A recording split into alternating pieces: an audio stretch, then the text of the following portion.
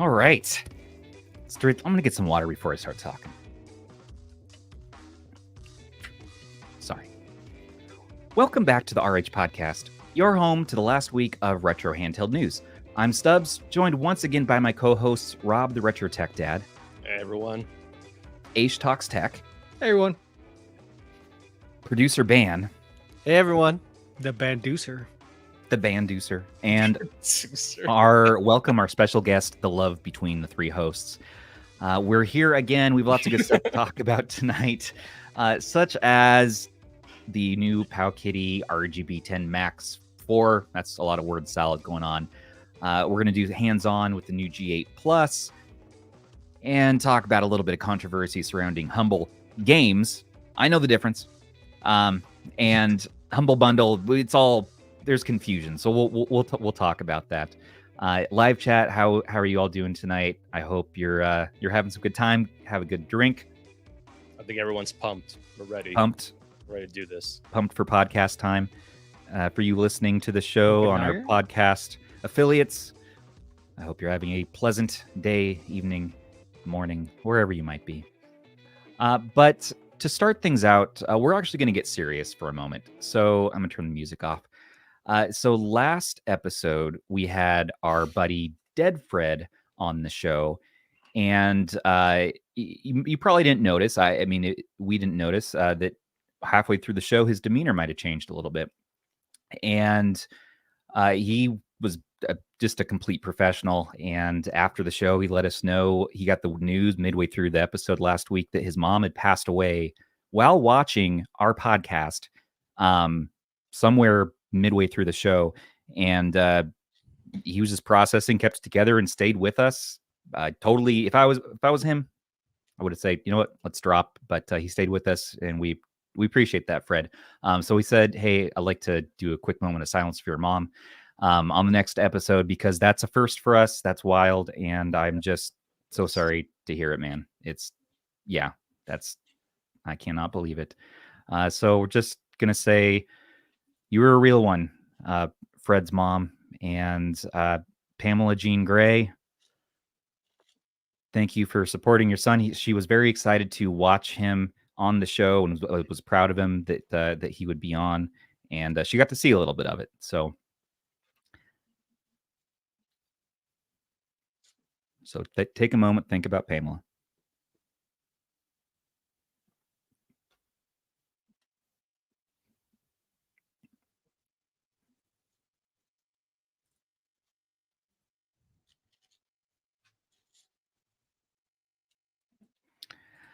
Whew, sometimes real stuff happens, right, guys? Just really just another shout out to Fred too, just for keeping it together. I mean, I don't know if I could have done the same, honestly. Yeah. I wouldn't even know. What else do you do? I suppose, it's sort of like, doesn't seem real. So call your moms, everybody. Give your moms hugs and your dads. If that Ban will do it. Otherwise, Ban will. Yeah. All right. Well, now let's. I think that Fred's mom would want us to carry on and talk about the news and the latest handhelds that are coming out. And I hope we have you on the stream, sir. He's in there. He's in chat. He's in there. Yeah, I saw him in chat. Yeah, Yep. He's Yep. enjoying. Where's he at?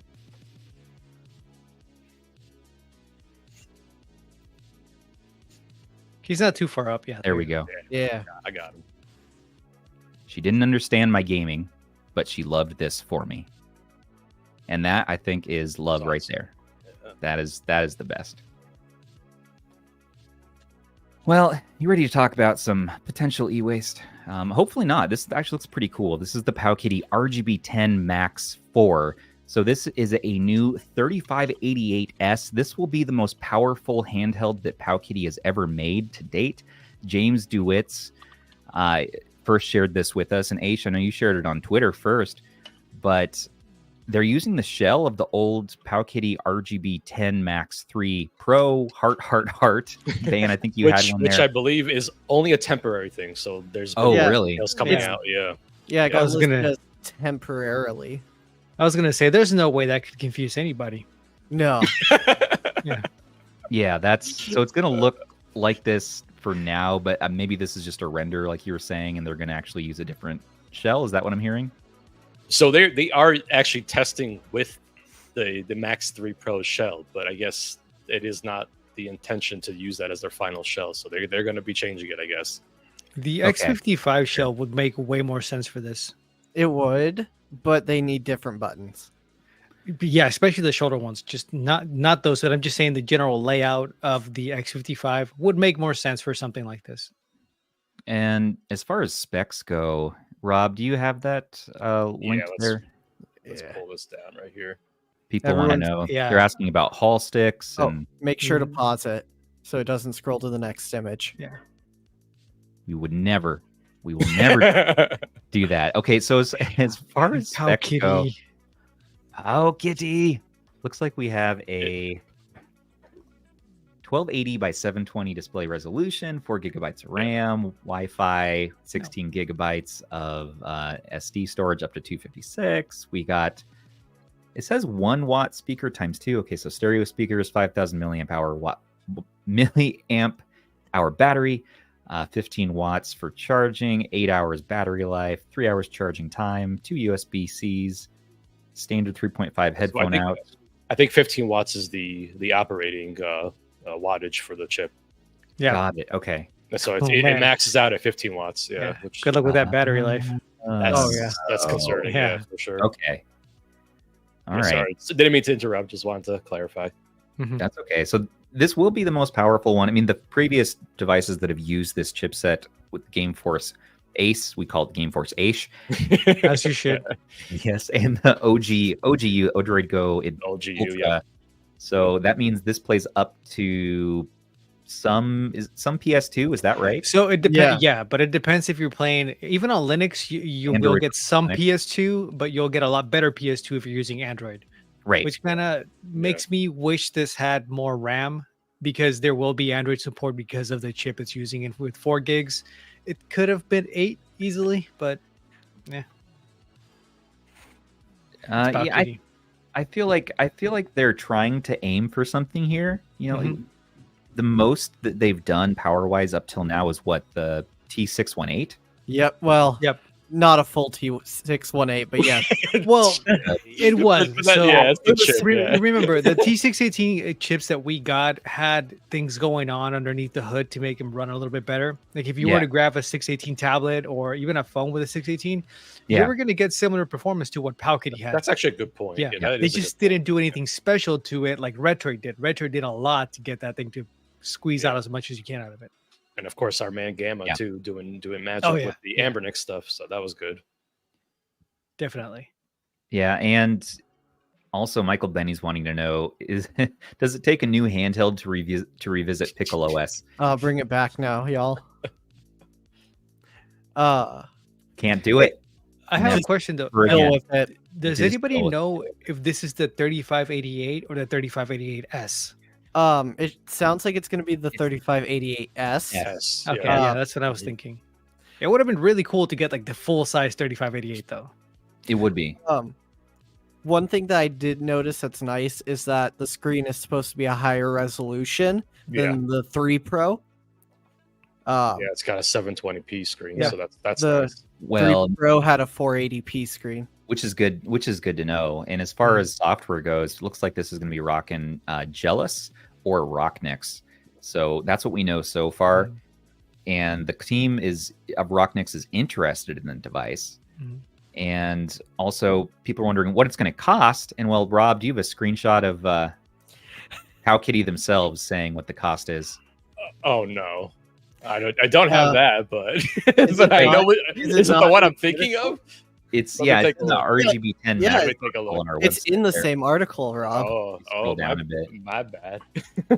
Yeah, Andrew just updated it. Roberto Con. Oh no, not this. Breaking news, man. This is breaking news. Okay, so this is obviously just kind of a English translation kerfuffle, I think. But they're saying currently they're going to be sold to the foreign devils for $100. That's you, Rob. Wait, if that's $100, that's gonna be crazy. feel like it's going to be a little bit more than that once it hits us, but it's also going to be always on sale. Yeah, because it also can't be close to the 150 mark, because if not, it's going to get destroyed by the T820 devices that we have. The Ambernick already has. Wait for a final confirmation on this one. I know someone in Discord was explaining the translation is probably translated to foreign devils because it's sort of a slang about the white man. So it's probably an army thing or something like that. Yeah, it's all right. It's probably who knows what that really is meant to say. I really hope that that's what they meant to say, because I think it's amazing. And he just stands on it like, no, it's such a PowKiddy thing too. Yeah, between the 4chan will make anyone who says with the fishes who talks against PowKiddy sleeping with the fishes mixed with now we're the foreign devils. Please accept our shortcomings. I mean, it just keeps going on. Lower. I'm kind of if you look at the specs.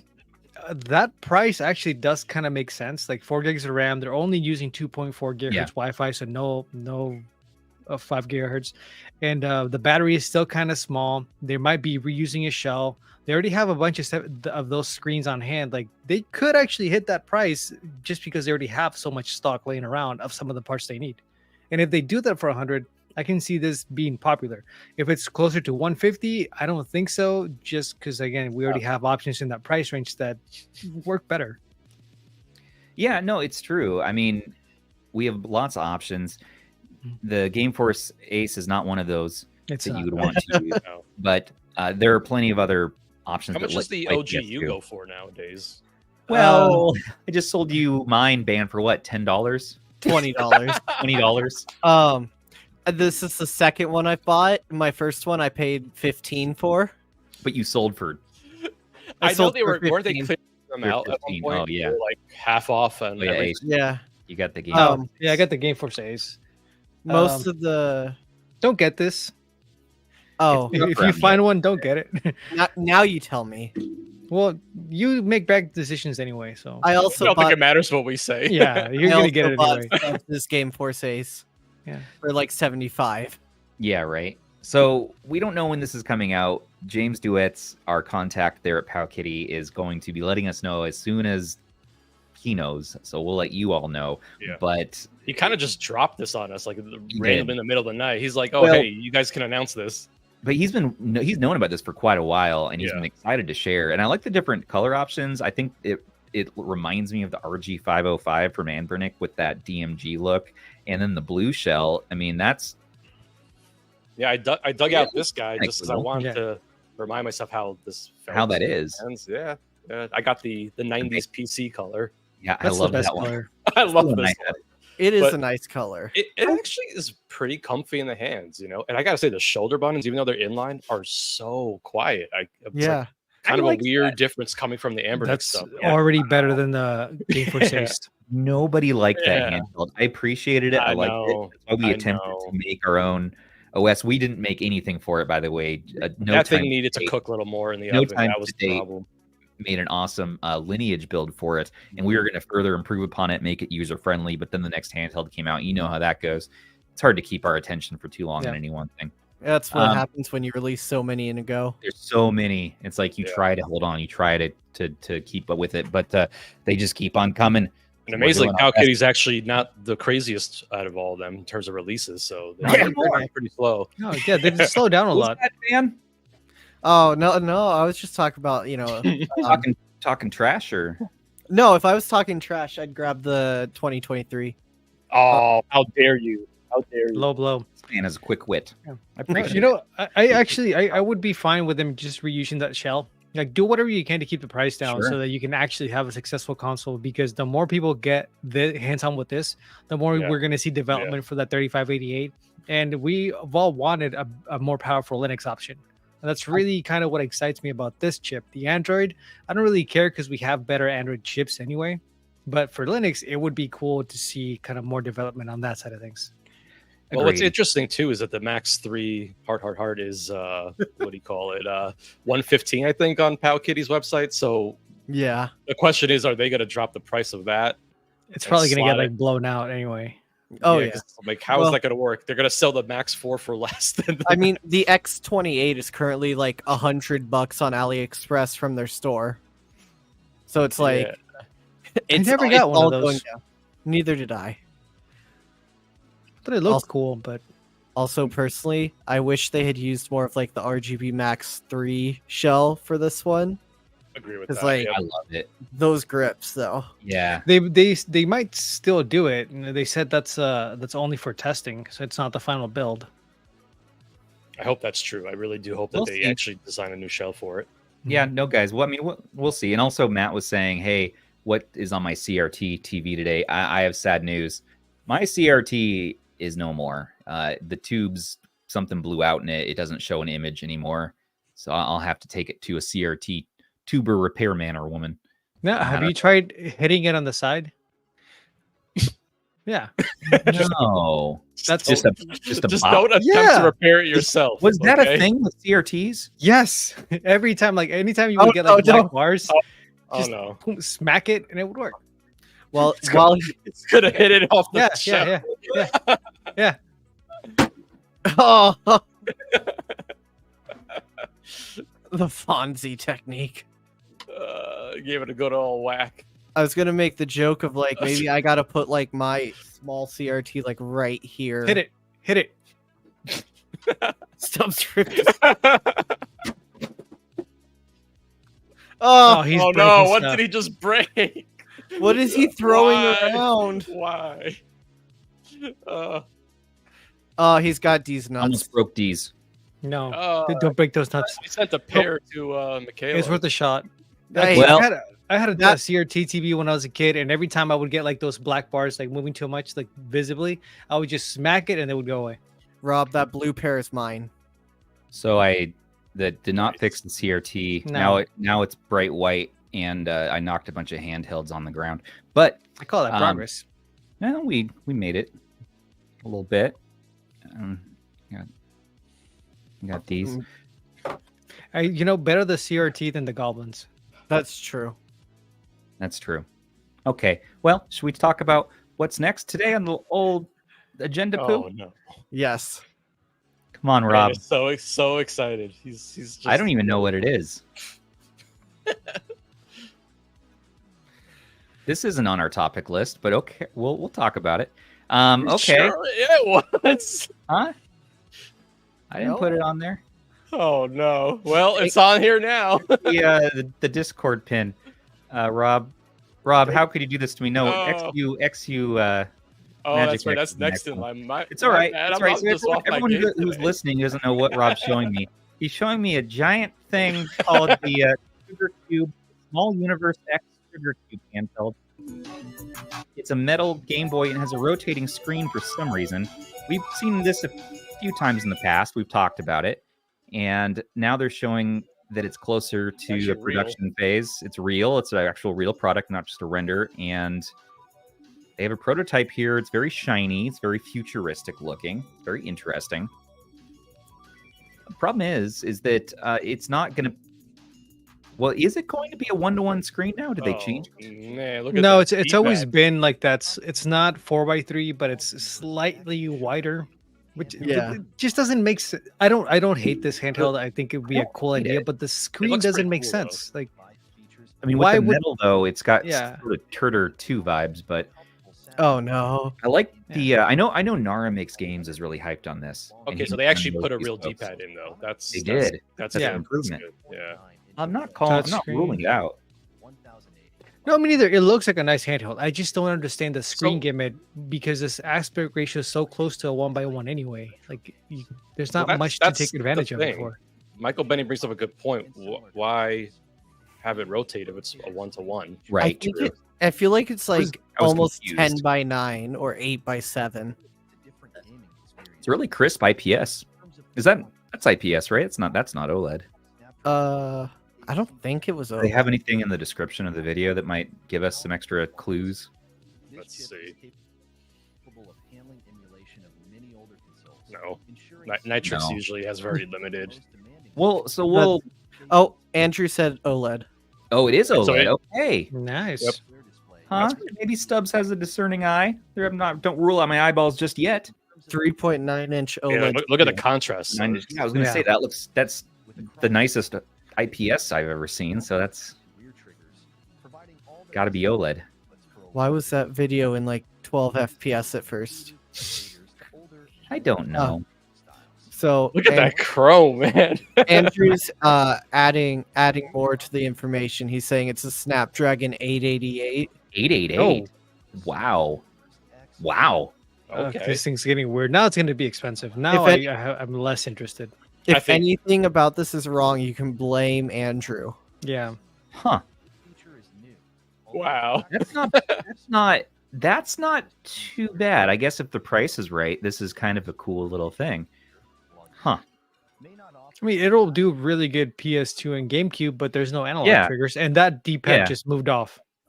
Wait, what? I saw that thing slide off, that D-pad. The D-pad just came off the handheld? Yeah, it just slid off. No. Yeah, look at it, rewind it. You'll see it a little bit further back. Controls. We can't. Oh, we got to get our. Saw it. Oh, see, I told you. Wait, that D-pad came off. Wait, rewind. So it's replaceable. You can have a disc, or you can have this one.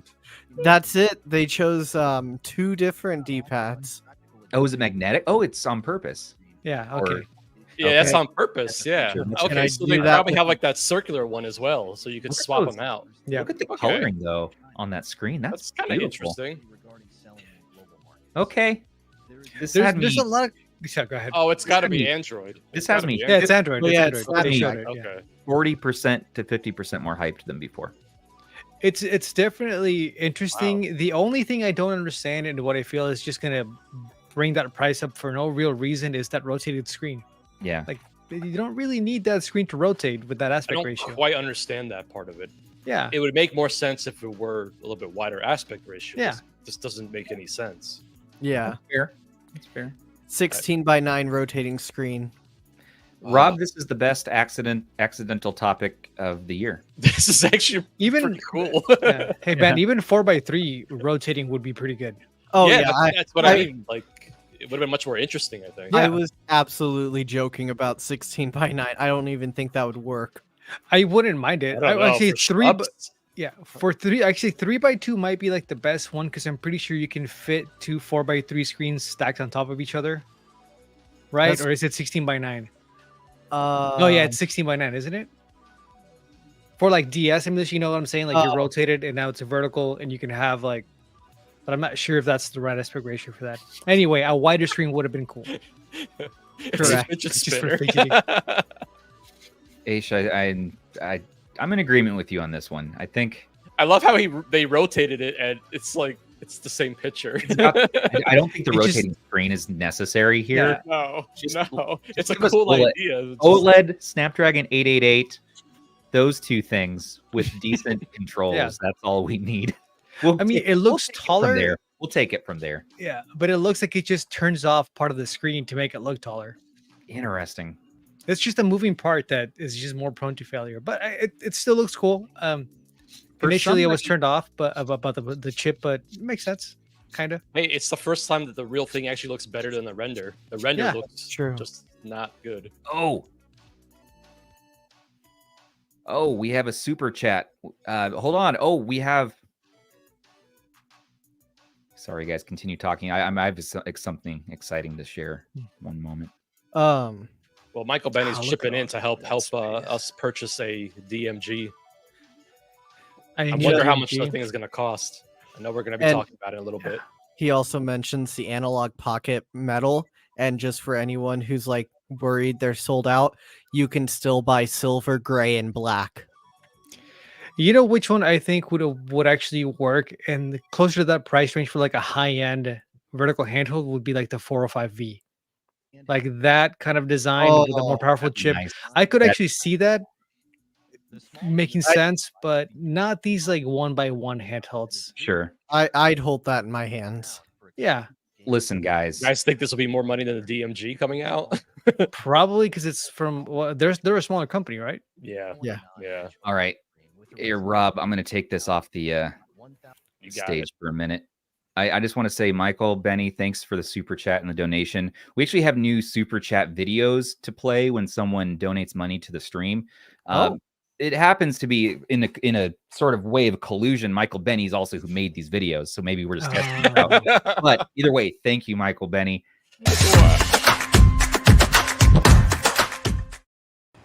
Thank you. Oh man! And we have another. Wait, one. How much do they have to donate to trigger that? Anything. Here you go.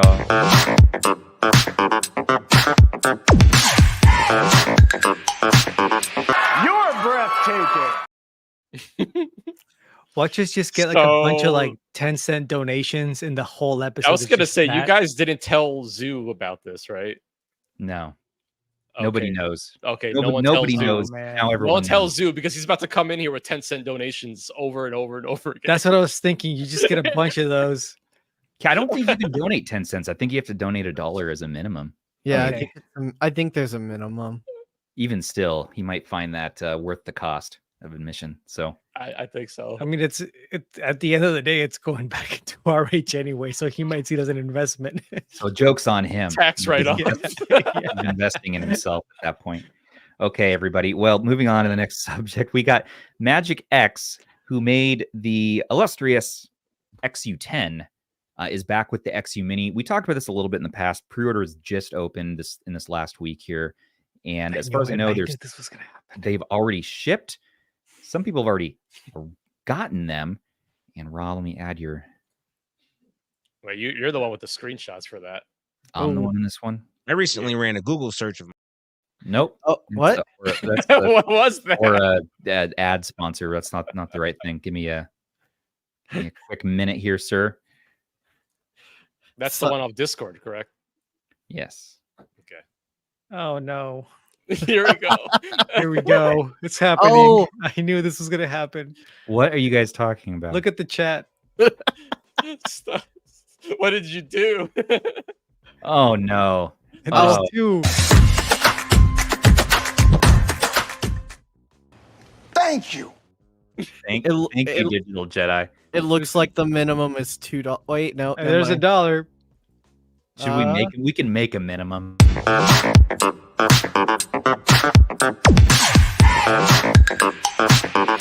You're breathtaking. That's my favorite. I Now like we that have one. now we have this to contend with. Thank you to the donators for testing our system. Also, and Dan, we're sorry. we're very sorry, Dan, for the loud sound. I Oh, knew no. it. Oh no, Mr. Faust. Thank you. Stop donating. Stop giving us money, please. We have a show to run. Anyways, the upcoming MagicX products. Yep, this is their lineup that they sort of snuck in. Okay. All right. Man. Sean from MagicX said, "Hey, we're gonna go balls to the wall this year. Yeah, We're gonna make the everything. XU Touch 1, the XU Touch 2, the XU Mini M2, which the XU Mini just shipped, and the XU20. So there's a range of devices. We don't have pictures or anything else to share yet, except for the specs you see on screen here. For those listening at home, I'm not going to read through all the specs for you, but realize that the Touch 1 is going to be a vertical handheld with a 1 gigabyte all-winner chip inside of it, 1 gigabyte of RAM, all-winner 4-core A53. It's going to be about $60. XU Touch 2 is planned to be $80, which is going to be a little bit more powerful, 8-core. 1x1. Oh, that's a 1x1 handle. Yeah, they have a one competitor coming out. Fancy. That's the one I want. For $80, that's not bad. That's not too Oh bad. yeah, you can buy a lot worse for $80. A lot of- Yeah. Oh a lot yeah, of man, luck I based know. on that. Yeah, Ben would Yeah, know Ben that. knows. XU Mini M2 is 1024 by 768. It's a little lower resolution screen, but that also has an 8-core A55, 2 gigabytes of RAM, and that's going to be $70. 3.2-inch screen, so that's going to be more your standard follow-up to the XU Mini. And the XU20 is going to be a new successor to the XU10. If you've used that, you've seen our videos about that.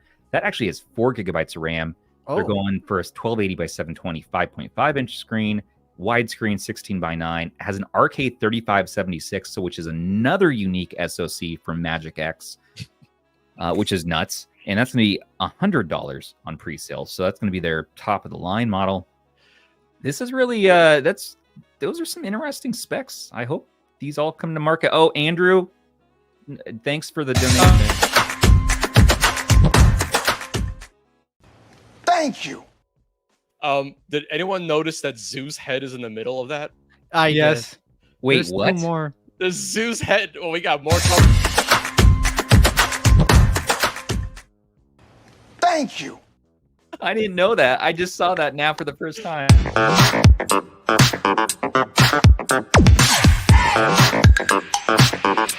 You're breathtaking. Thank you. The audio streamers are going to be thoroughly confused as to what's happening. Well, Stubbs, this is your fault. Yes. Well, you get a bonus for watching the show live. Which, oh, by the way, another announcement to make. You may have seen Oh, no. my post on YouTube about this, but listen, everybody, we were releasing RH Weekly, a new article series, a day before the show. We quickly noticed nobody wants to watch the show now. Just read the article. No, we didn't see that, but we want to marry it closer to the show, and we noticed if we give it a day of space in between, then new topics come up on Monday we want to talk about that aren't covered in Weekly now. So then Andrews needs to backport, blah, blah, blah. Nevertheless, we're going to now release RH Weekly, the article, with the show going live. So we're going to try this out and see how they go in tandem now. So the topics will be lined up for the most part. Let us know what you think about that. That's a good idea. If you really love reading stuff early, we can go back to that route too. But we thought, let's make them a unified product. And thank you, donators. Oh, no. We're going to have to make a minimum soon. Thank you, though, so much.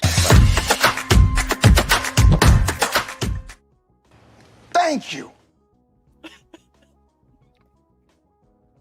Hey, I'm looking at the 3576 chip that's going to be in that vertical handheld, and it looks like it's somewhere close to like the 3588.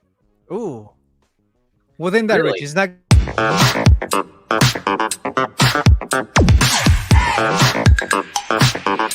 You're breathtaking. We're not going to get Thank you, anything done thank now. guys. And new- turbos. The new minimum to get the video played is $5 USD. Oh, we got a $10 one now. Great.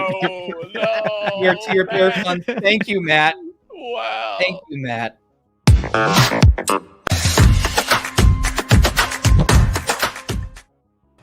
Thank you.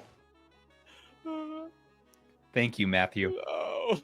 Yeah, so I just got way more excited about that handheld than I was before. Because it looks like it turbos up to 2.2 gigahertz. I lost the page. I was like, oh man.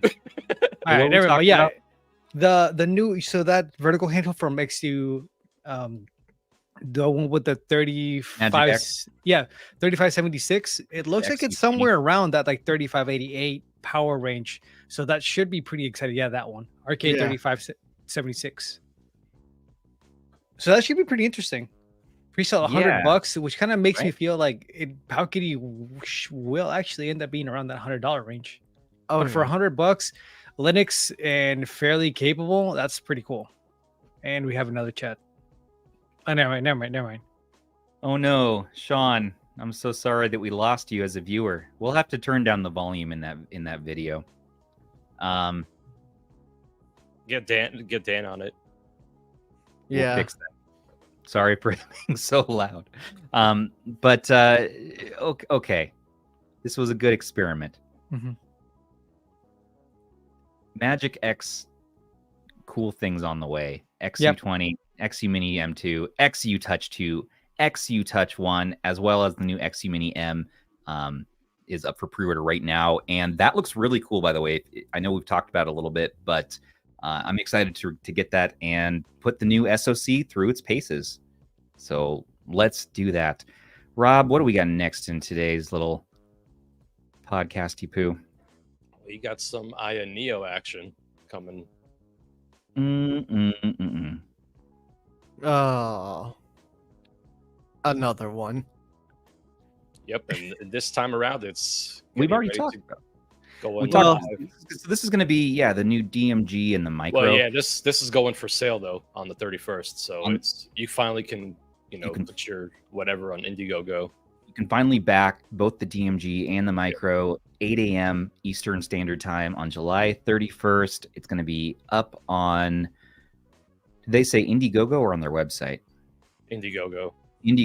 Always. Here we go. Always Indiegogo. They're a small company. They can't produce handhelds without our funds. So, give them your money. I'm so tired of them doing that. I am too. I think it's ridiculous, honestly. Manufacture them, sell them on your website. Like, I don't understand this whole thing. Yeah, do we have prices on this? Do they have the page up? Nothing yet. We don't know. I think the page is up. I believe the page is up, but there's nothing there right now. Okay. It's not going to tell you the price until it actually launches. Yeah.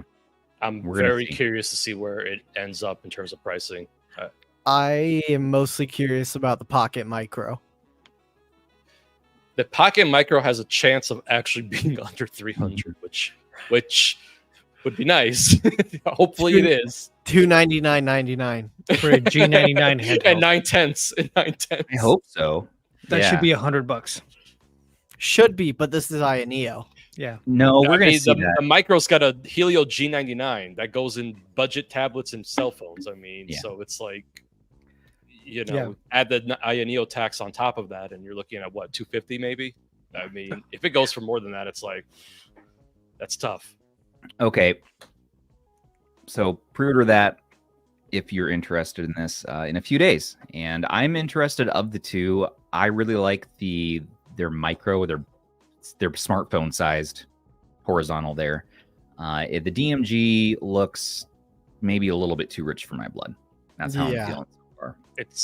The whole thing is just overkill.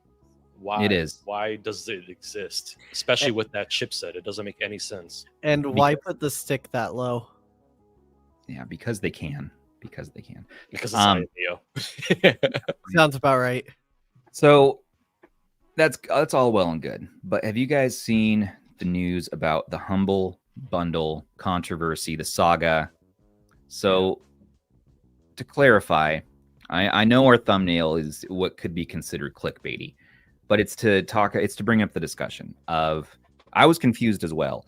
I was like, a Humble Bundle shutting down. I saw articles all over Google this week. I was like, oh my God, no, my monthly games that I won't play that I need to add to my collection for some reason. But no, so Humble Bundle is not being affected directly. Their studio was run by IGN, right? Humble Games is more or less shut down. So they let all their staff go, all of their employees. It's still an entity, and it's not shutting down, they say so far. But it's not staffed anymore. How many days are we going to wait until we hear the final news of it finally going down? And what do you guys think about this? It's a bit disappointing because a lot of the games that they were publishing were actually like really good games. Yeah. And they're all included. If you are a subscriber to Humble Choice, I believe you have access to all of those games basically. Right. And now will you still? That's really the big question. I don't know if it's been published, but some of the publishers that are through Humble Games, that's where their contract is through. So I worry about like ports and updates, because usually it has to go through one to get to the other. Right. Which is why I imagine the entity is still there. You're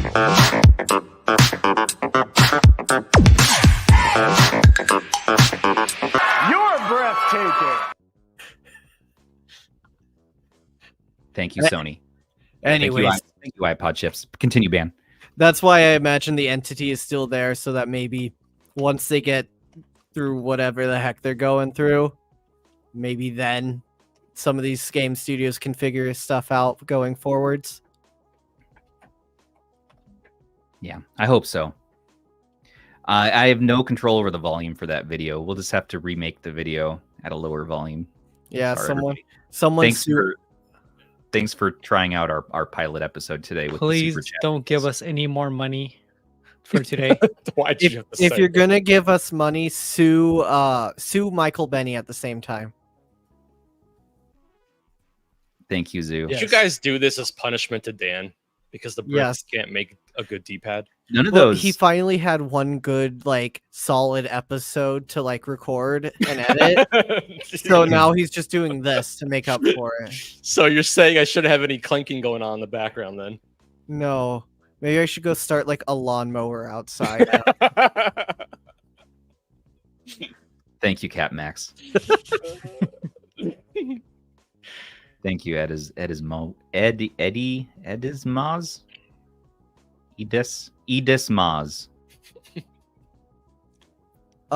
Also, moss. one quick thing about Humble Games is that if you were to go to their website, like the actual Humble Games website, there's about 7 games that are still in their upcoming list. And so who knows what's going to happen with that? Wait, so have they said officially when it's going to be shutting down?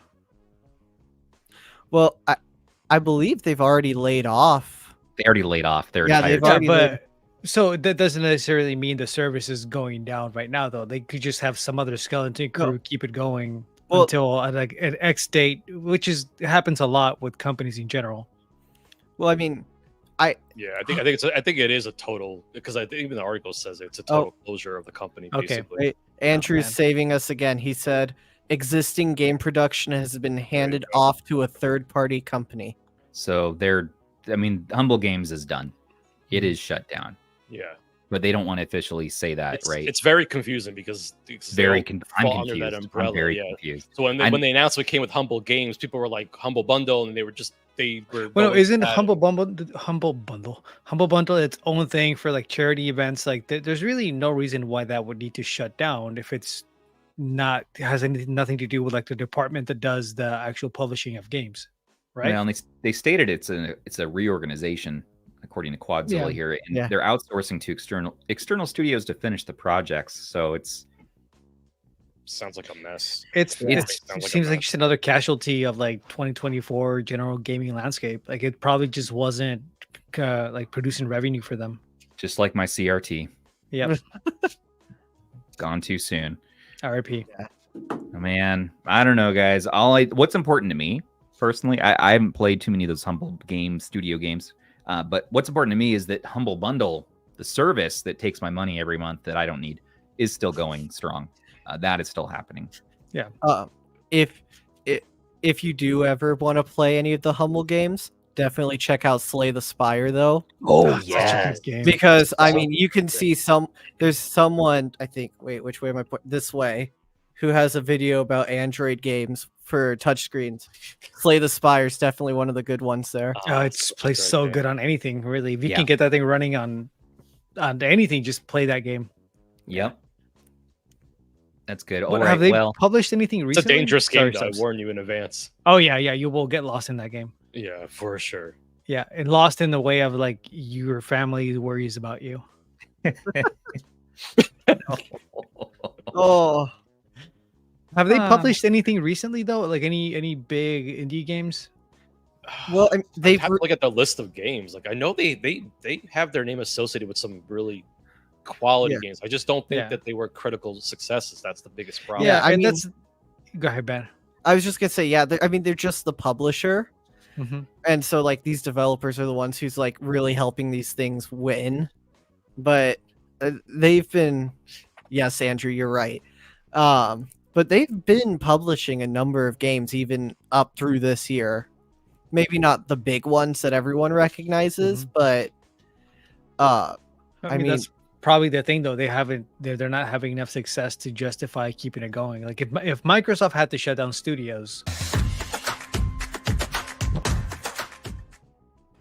Thank you. okay, so that's the new version of that video with a lower volume. Hopefully that's a little easier on the ears. that was a lot better. It was a lot, Yeah, that was a lot better. Yes. Yeah. Thank you, Michael Benny, for making that on the fly. I forgot what I was saying. I don't- It's fine. It's fine. All right, Humble Games. Good. Sorry Humble that crumble. happened. Humble crumble. Yeah. But Humble Bundle, still going strong. Humble Bundle isn't stumbling. No stumbles, no tumbles. Okay, very good. Rob? Oh, yeah. Speaking of things closing. And another one. Rip to another one. Pour one out for our old friend Xbox 360 Live Digital Store. That is closing July 29th today. Black is no longer there, which is actually my favorite game on the store. I've been playing through that. I hope I can still load my game. I have it downloaded to my Xbox Series X right now. So you should be able to still download it and everything. Okay. Yeah. All right. Yeah. You just can't buy them anymore. It's kind of like when Nintendo. It's like when Nintendo shut down the Wii U and 3DS shops. You can still go on there and download the games you bought. You just can't buy any more stuff.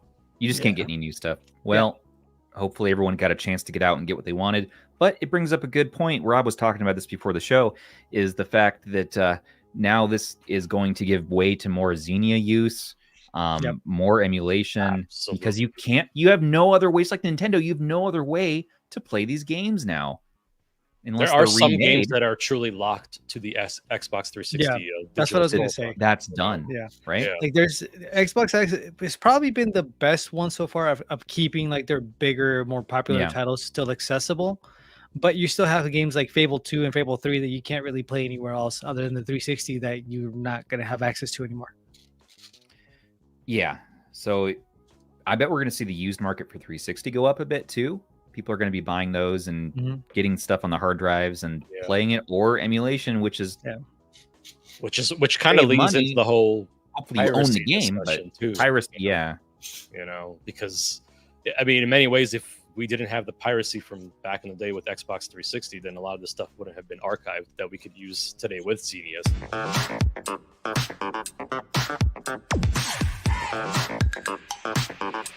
You're breathtaking.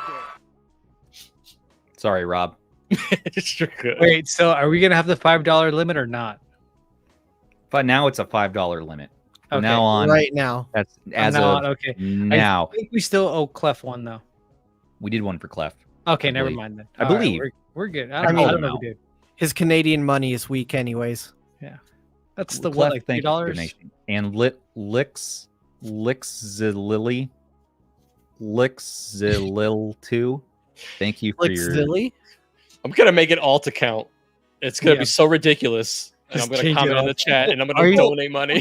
For one, Michael Benny got a nice prank out of us. I'm going to do it with these videos today. This is like, it got me. It's good. For two, people who donate get to have the pleasure of me trying to pronounce their usernames. So you get a twofer with this one. Everybody act now, but wait, there's more. But wait, no, really, there is more. Rob, pour one out for Xbox 360, but what else we have today? Oh, we got the Retroid Dock that's finally the elusive dock. You know, I can't say that I even knew about this dock happening until it was announced, because the topic was listed as it's finally launching. It's like I somehow missed this. Or maybe it was announced so long ago that we forgot, and here it is. It's their official dock. It's only $29.90, so you get to save that 10 cents. Although not spend 30. Of course, you do pay shipping. But it's a 7-in-1 USB-C dock. It comes with PD charging, 1 HDMI output. The output's at 4K at 60 hertz, 1 gigabyte LAN port, 2 USB 3 ports, and 2 USB 2 ports. And it fits really well for your Retroid Pocket 4 and 4 Pro. Well, no, only the 4 Pro. Only the 4 Pro. HDMI output function is not only the 4 for the Pro. Not the 4. Which makes me feel that they should have really never made the 4. Just make the Pro. That's it. Yeah, we already had the Odin Light. We didn't need we didn't need the 4. The 4. I can't imagine that even really sold all that well. Yeah. Take your guesses right now. How much do you think shipping is going to be? Hold on.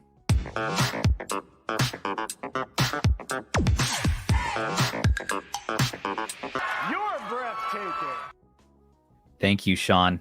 We got you back. You hit the minimum limit. Thank you for your $5. This is now the most profitable arm of RH. Thanks to you all. This is good. Where were we? People are gonna have fun with this now. You know that, right? Yes. We have earned this. If it means you say out any username, I'm in. I'm doing it too. I have no choice. We've sold out. What can I say? You know what? We got to fund Band's e-waste addiction somehow. Yeah. I wasn't gonna say it. We've all been there. That's not e-waste. Zoo. I love Zoo. Nothing but grind now. Come on. But the Retroid Pocket Dock is interesting in the fact that it's cheap and it's an official accessory for Retroid. But what it brings me around to the point of what it makes me think about is like, oh, Retroid's making something, anything, because they've been good about staggering their releases, and so much so that we're missing them. And we would love to know, Retroid, okay, but what's your next handheld? Is it the Flip 2? Is it the Retroid Pocket 5? What's happening? Whatever happened to the other vertical that you were going to make? Come on now. Yeah. Give us the good. I feel like they could move their tool line, because you have the 2, the 2 Plus, the 2S now to like a vertical format. They probably won't do it just because I feel like Retroid doesn't really want to experiment with odd shapes anymore after the Flip wasn't that big of a success. What I do hope they do is take advantage of the dock and actually make the Retroid launcher something that's much more like a dock friendly. So you can just put it on the dock and automatically it's going to switch over to using an external controller and all that stuff. That would be really cool. Like actually consoleizing their device. That would be cool. Yeah.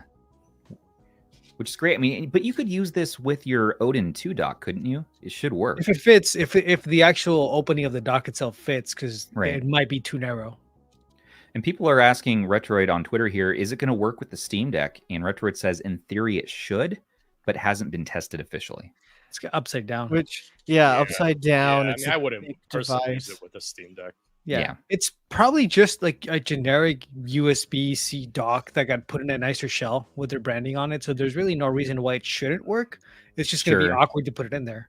Yeah, it's not going to be form-fitted or anything like that. Well, you'll either have to put it upside down, or you will have to get like an extension cable. Yeah. And at that point, you might as well buy a different dock.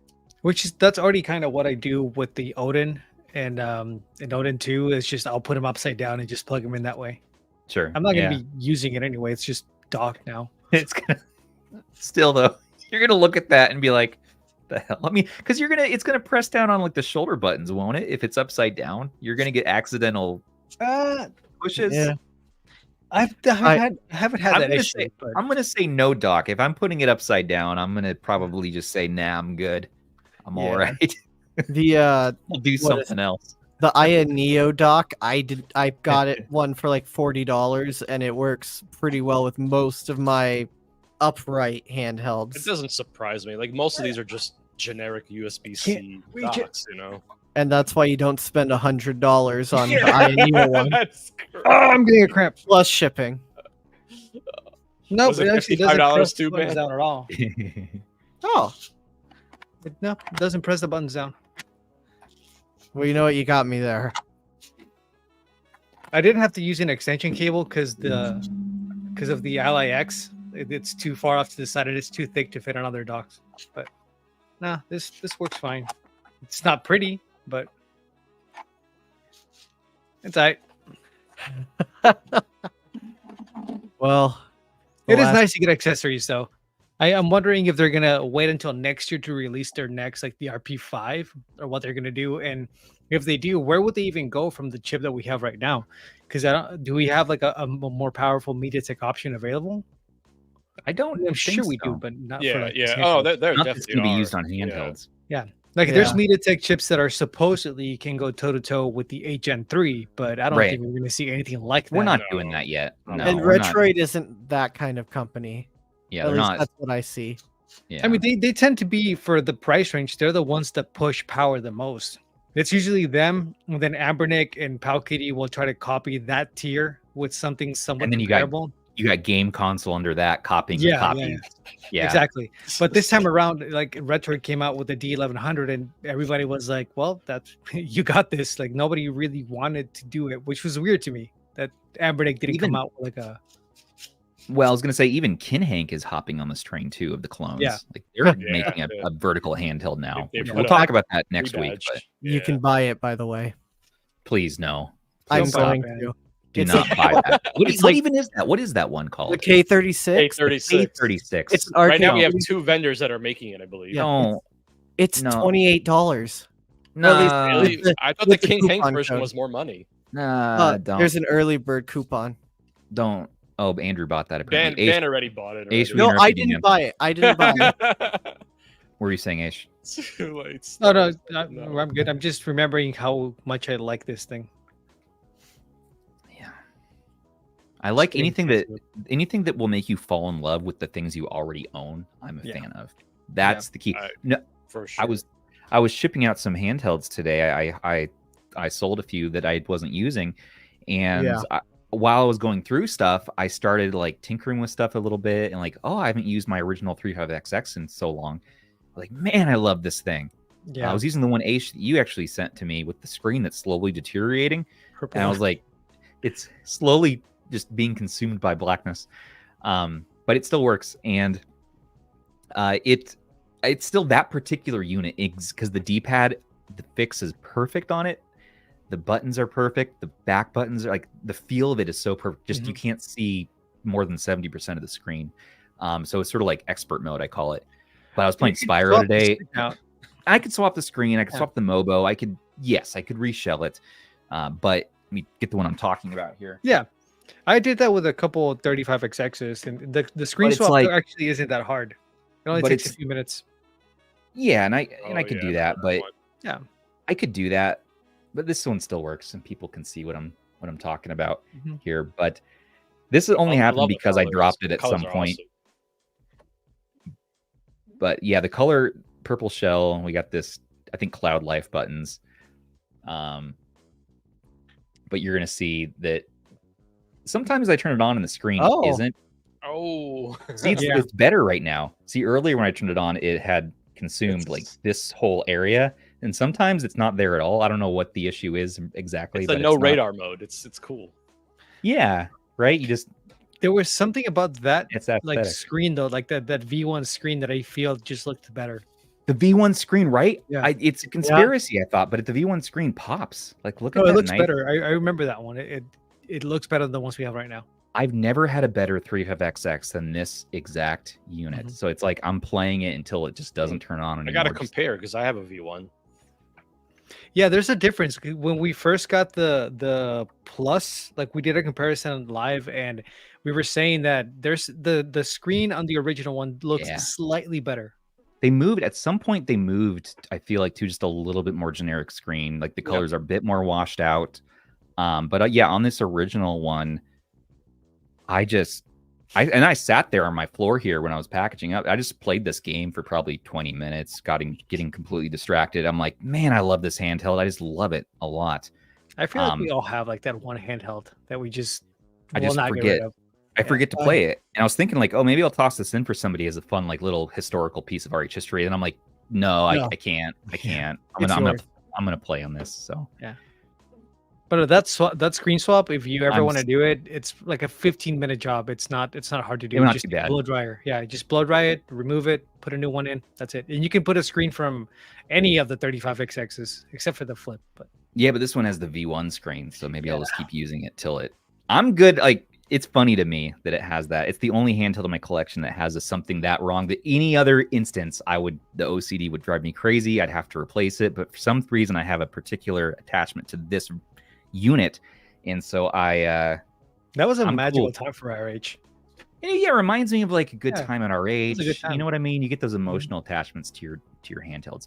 All this to say is that anytime you're reminded of a handheld you already own that you can love, it talks you out of spending more money on handhelds that have no story, they have no charm, they have nothing in your life. Save your money. Don't buy this Kinhank knockoff thing or whatever the heck. Unless they said one, to definitely buy. Don't look at the screen. Stubbs, look away.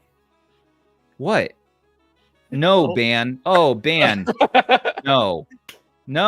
Hey, he just bought one. No.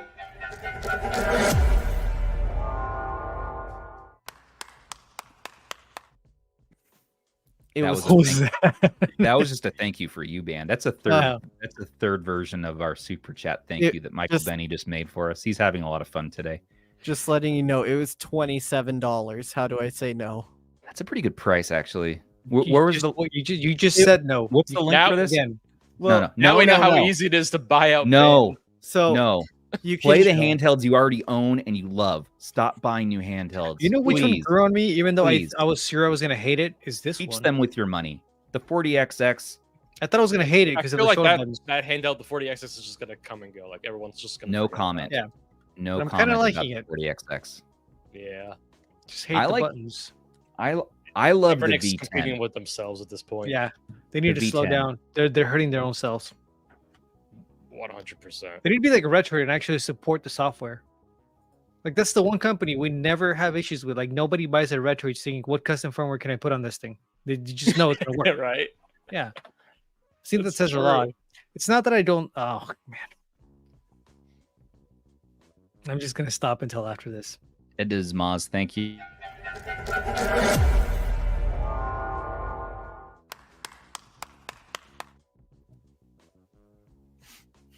All right, what I was saying is, it's not that I don't appreciate custom firmware. I love it. I don't want it to be a necessity. Pray tell, band, though, if someone were to buy this, where would they get it from? It's the official Kinhank store on AliExpress. I only do official. There's only a couple units left at their early bird pricing. Oh, look at this guy trying to make those sales. I am just saying. I'm not linking. Yeah.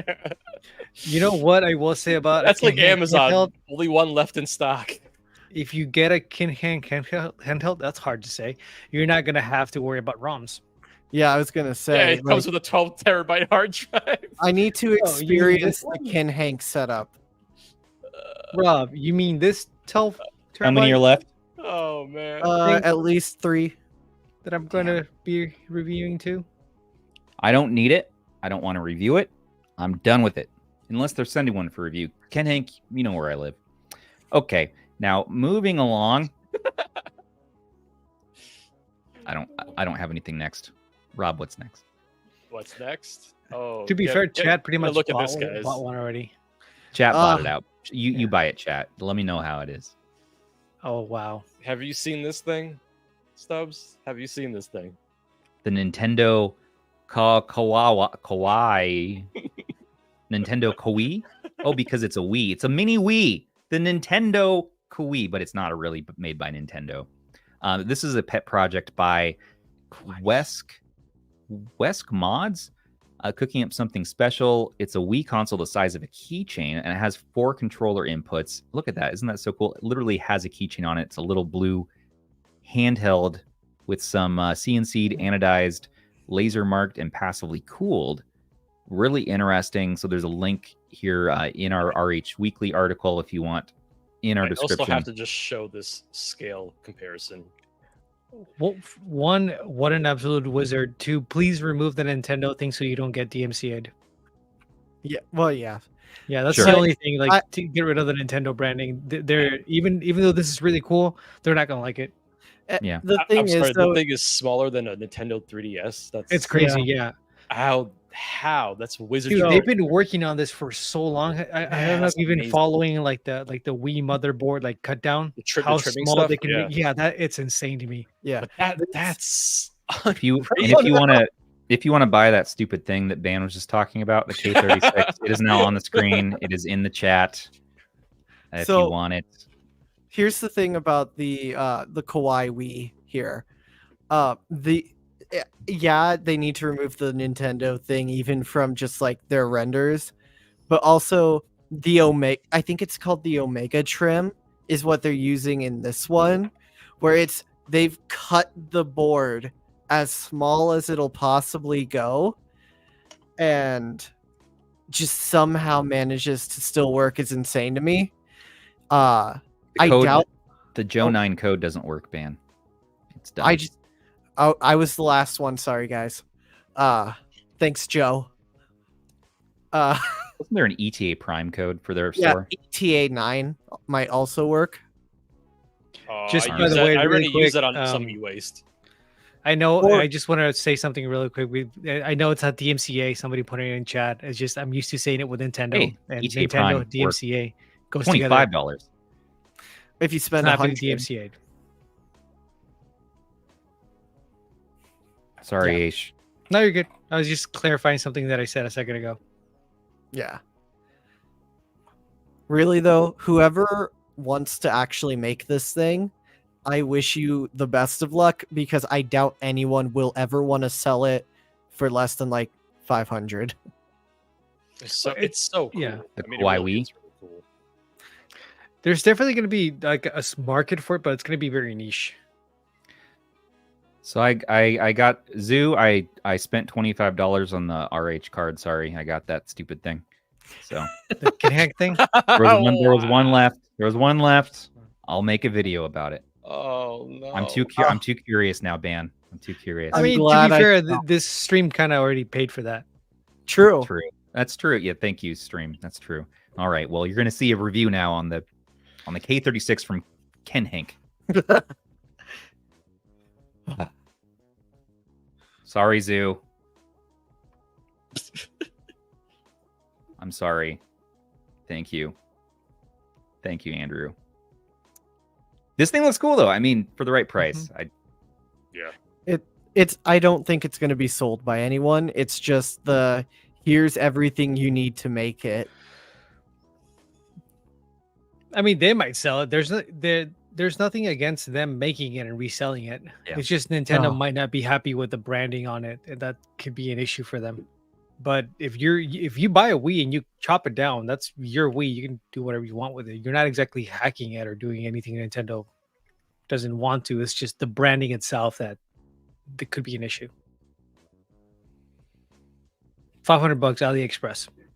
Let's go. Let's do it. There is a Dreamcast handheld out there on AliExpress. It's $500. It's an actual Dreamcast. Yeah, there's a Wii U. There's a Wii U gamepad with a PS2 in it. Yep, like, that's everything's possible. Yeah. Yeah. Nintendo. There you go. So it's a cool project. I'm excited to see what they do with this. Very good. Guys, do you want to move on? I want to make sure we have time to talk about games we've been playing and some fun stuff.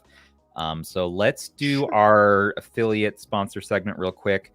It's not really a sponsor segment, but I got a couple of review units that I wanted to just unbox, won't do a review, and we'll take a look at the G8 Plus from GameSir and the Numpad that matches the C64 keyboard from 8BitDo sent over from Acnus.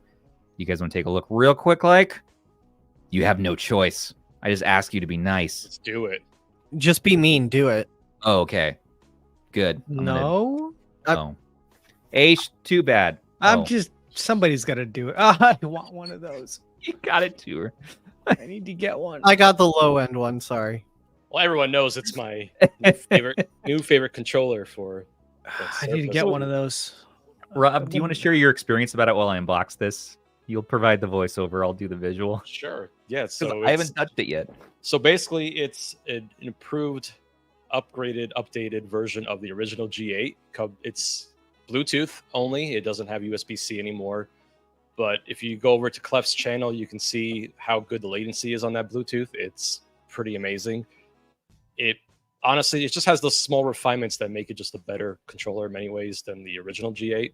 And the cool thing is it comes modded already, ready to go. So look at that. Piece of cake. Oh, it pops out like that? It pops out like boom. Yeah. Like pop, lock, and drop it. Look at that. That seems so easy. I love that they did that. It seems easier than the X2. It's so much easier than the X2. It's an improvement over the X2, which I love. It's like this kind of like Easter egg that unless you know it can do it, you're never going to want to try because you're going to be afraid to break it. But nope, this just all day. It's great. So you could put a Surface on there like I've done in the past. So put full-size tablets on there, do a whole bunch of stuff with it, have a lot of fun with it. I got to say that GameSir really, every control they release, it just seems like they're getting better and better. They're really trying to perfect their crafts, and they're putting together really good stuff. I mean, it's kind of hard to beat this. How much is this controller going for now? It was like $80 or so. Yeah, around there. Think I mean, like, I mean, if you compare to the Razer version, this is $150, and honestly, this is pretty much as good as it. In many ways, better. Just as good. So it's just kind of incredible. I don't see why anyone would spend any more money than this on a telescopic controller. Yeah, I mean, it feels just like the regular Galileo at first. Yeah, Andrew, you can just do it without a mod. Let's try. Oh, wow. Yeah, that's so easy. I mean, it's like boom. I wonder if the CEO at GameSir, the young man, he's like 20 years old. He watched us just excitedly snap their beloved XQS in front of them over and over again. How excited he was! He looked a little concerned when you were handling it. I thought like taking notes maybe a little bit. And I mean, explain this, okay? You got to imagine he knows about the community mods, because I know they have their own official Discord. Yeah, that's not accidental. That's too easy. That's not accidental. That's on purpose, man. It's so good. I mean, it's really awesome. I love that it works on the Switch. Like they might have accidentally made the best third-party Switch controller. Wow. They might have made the best third-party controller for all sorts of devices. It's kind of crazy. Ooh, quiet. Aish, it has really quiet. It has whisper quiet. I know. I need one. Buttons on top, man. If GameSir ignores me, I'm gonna have to buy one. Oh yeah, another rubber really membrane cool thing. Buttons. So the original had it too. They face plates that come off, but you can actually swap your orientation. So I actually switched to the Nintendo style because I've been using it with my Surface. So I want to get the full DS 3DS experience. But it's cool that it's magnetic. You can swap them. You can kind of mess around with that. So it's pretty cool. Are the buttons easy to take out? Wait. Yeah, so there's like a little thing on the side, and it lets you kind of pop them out. They're just magnetic. Oh, wow. There you go. Just magnetic. Look.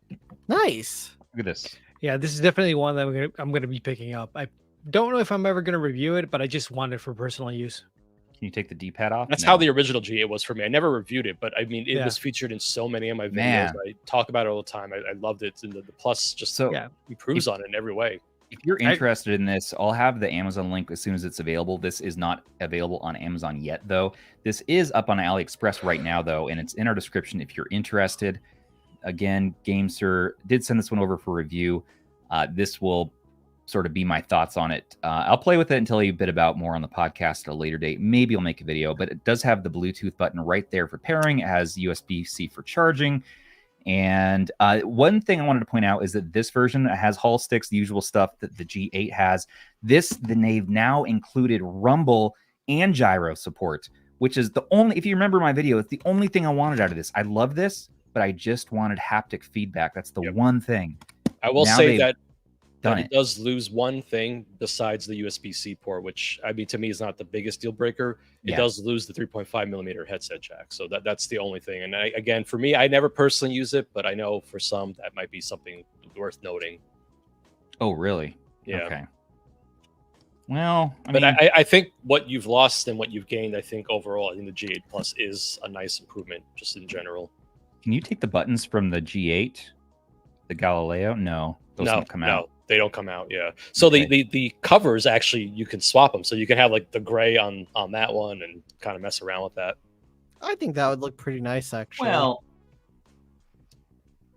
and you can swap obviously the position of the button. So if you want X over here, you can. Don't do it, Stubbs. Oh, do whatever you want. Why? Well, just calm it down now. You can use it with iPad though, right? With Switch, with. So yeah, chat is definitely got good points. GameSir needs to release like accessories for it, like different faceplates, different magnetic buttons that you can put on, like a PlayStation kit. Like, oh man, they could do so much with this. Do they have any extra buttons? No, just the usual instruction manual.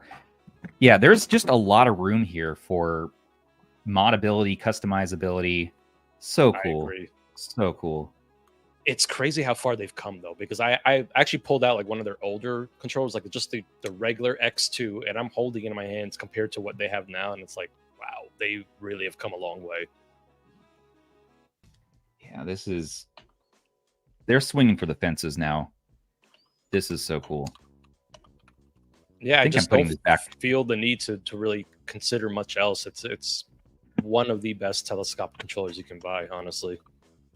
Do you wonder we'll ever get to a point where we just stop accepting reviews for things? Because it's like, no, that you can't. No one can best this. There's no point. Stop it. You know. Just. Yeah, but I also like things. But we also like we're tech enthusiasts, so we always want to play. We want to tinker. We want to see. Okay, but maybe it edges out the last one in some slight way, right? So.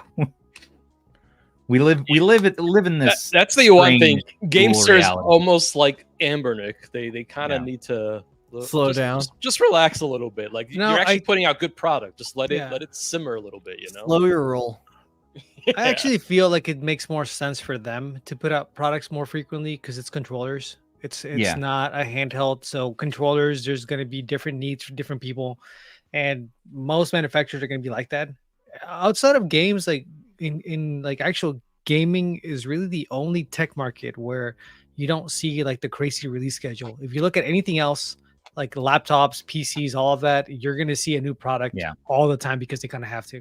Yeah. The only area where we don't see that is Sony with the PlayStation, Xbox, and Nintendo. That's about it in Valve, because Valve doesn't really have to. But. Yeah, that's always been the business model. It's always been, they sell a box, you keep the box for 5 years, and then move to the next thing. So I don't really think it's fair to try to project that business model into companies like GameSir or even a lot of these handheld companies who aren't selling software. Like they kind of have to do that stuff just to stay in people's minds. Like, hey, there's a new one. They have to create some type of urgency of, hey, you need the new product because of this. If not, I don't know how long they can stay in business for.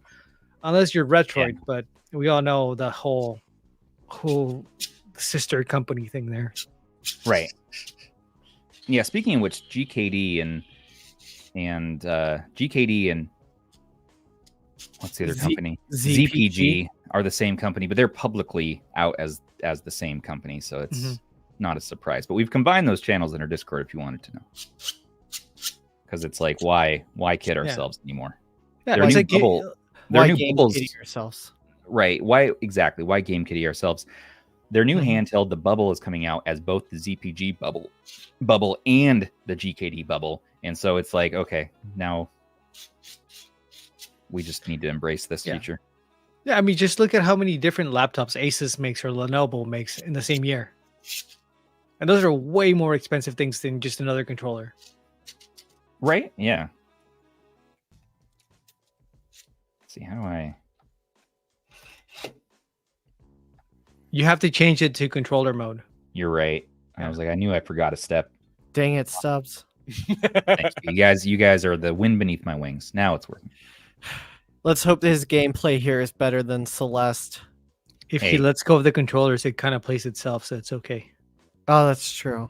Oh, no. Don't tell them that. That's Be impressed. Be impressed. That's the type of game he needs. Did you just starts playing? Go ahead. Oh no! Did you like my improvement on Celeste in my last video, though? Yes. You're getting better. I'm getting better slowly. Just no, I don't have it on this phone right now. He's lying. I saw. I would love to see Stubbs play the B side of Celeste. Oh no! Or a game like VVV. Oh, I love VVV. It's such a good game.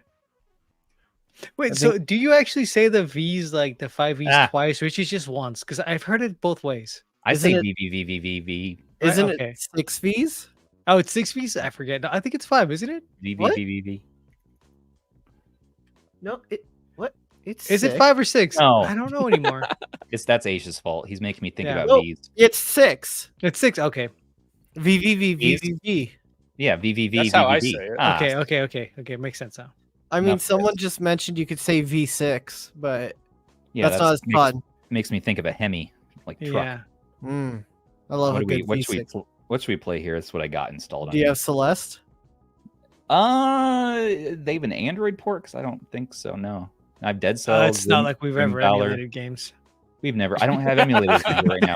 I know, guys. My phone is strictly Android. Super Meat Boy. I'm the same way. I don't have. It's Super Meat forever. That's gonna be fun. That's gonna be good for Stubbs. Perfect. Yeah. So I've been playing Celeste in the last couple of review videos just to prove that I'm not horrible at it because I was so embarrassed. How much time do you spend on capturing the perfect footage though? No, Rob. Did I maybe splice 1 to 3 versions of my playthrough together into one perfect looking playthrough? Sure, maybe. The first 3 seconds, there's daylight in the background, and suddenly shifts to nighttime. Does anybody else feels like Super Meat Boy? Like if there was a show, it could be animated by the same people that made Happy Tree Friends. I could see that. Oh, this See? is great. And He's pretty good at this game. He's got it. How do you get past this intro part? level? Rob. No. Okay, I gotta keep that second blue guy. Just jump. Yeah. Hit him. See? We did it. There you go. Oh no. Oh. You don't have to hold on the D-pad, do you? No, you don't have to hold the D-pad. How do you get past that part? How? Okay. How There's do you? There's a reason I chose this game. You did this to me? Yeah. You, Mike, Ben, everyone's pranking Stubbs lately. You need to jump earlier. This part. What? You needed to jump earlier. I'm supposed to somehow jump over and not hit those stupid things? Just don't hold the jump button down for so long. Jump fast and don't hold it down for so long. Come, you got this. I'm almost. The fox isn't on here. Oh. Wait, I need to wait a little bit longer to jump. Yeah, and then tap it. Just tap. Yeah. He's gonna be like at 100 death count before the end of the stage. Watch the live stream count just drop right now. Yeah. Or go more. Maybe people like watching me failing horribly at video games. It's painful. He's just doing Stop the same it. thing over and over RH again. game stream when. Stop it. Oh, we gotta be past There's no 9. way to beat this part. There's this is no rigged. way it's 9. This is rigged, man. This is rigged. This is like tempt 40. This is like the JFK assassination all over again. Can you not like wait? Oh wait, oops. Sorry. Can you not dash down? Oh, can you? I don't remember. I think you can. Yeah, Oh, 176. I got haptic, guys. I got haptics. That was awesome. Please. Now he's not even jumping. Listen, I'll practice that game for a review video soon. We're gonna say that This is the worst 7 out of 10. We're gonna say 7. Let's play a game I'm good at. Grim Valor. I was waiting for Celeste, but okay. I don't have it on here right now. Just calm it down now. I'm guys want to surprised be no live? one's At least supported that Valor, game to Valor's a Android. great game though. It's a good game. We've spent too long on this segment. This isn't supposed to be a review, but this totally is a review now. I'm just playing Celeste while Stubbs struggles. Don't worry. He just beat the entire game somehow in this span of time. Well, I mean, I'm getting there actually. Dude, Celeste gets pretty hard towards the end. So And if you I need to charge the battery. It looks like, but and if you're in one of the later stages and you put the game down for a couple days and you come back, it's brutal. Oh yeah, that's why I had to beat it like in one go. yeah, not bad. Not too bad, GameSir. I didn't notice any latency. I'm gonna have to test with emulation, but Clef says turbo is activated. That's why it's blinking. oh, I activated turbo. Got Maybe it. that's why he's been struggling. Yeah, that's why. Yeah, sure. We'll blame that. Yeah, we'll that chalk sounds it up good. to that. That sounds good. Hey, you guys want to unbox something else real quick? I don't know if this one has haptic feedback or not, but this is a Numpad by Aish. Oh, nice. And it'll match my C64. Thank you, Bubble Bobble. Bubble Bottle. I just got the new IBM one in today. The IBM one is beautiful. Oh, it looks gorgeous, man. So this is the Numpad that will match this C64 color.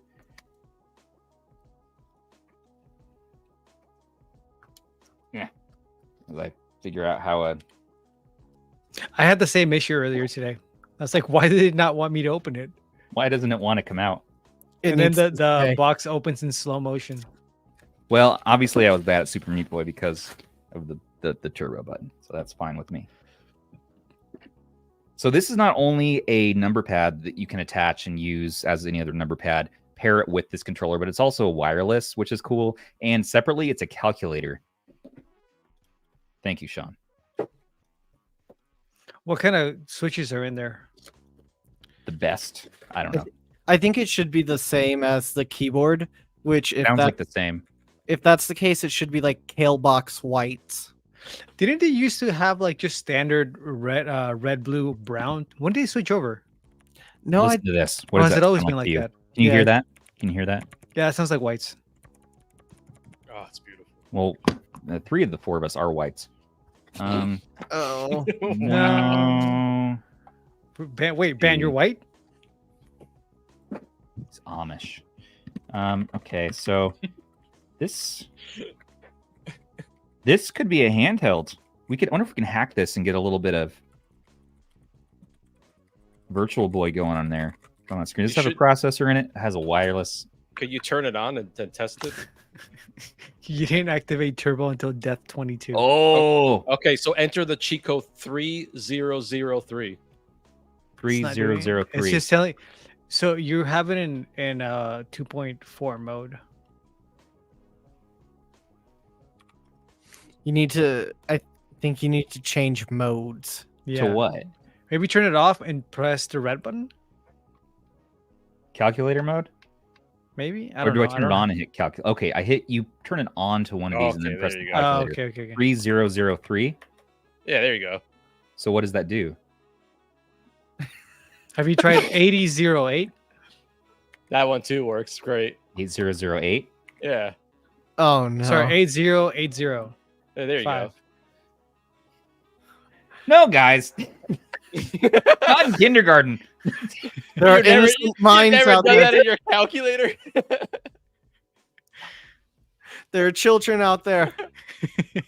They can't Stop read it. numbers. It's fine. Stop it. Children can't read. It's fine. They I don't thought watch I the thought show. something was actually going to happen. I was like, It did happen. It made everybody happy.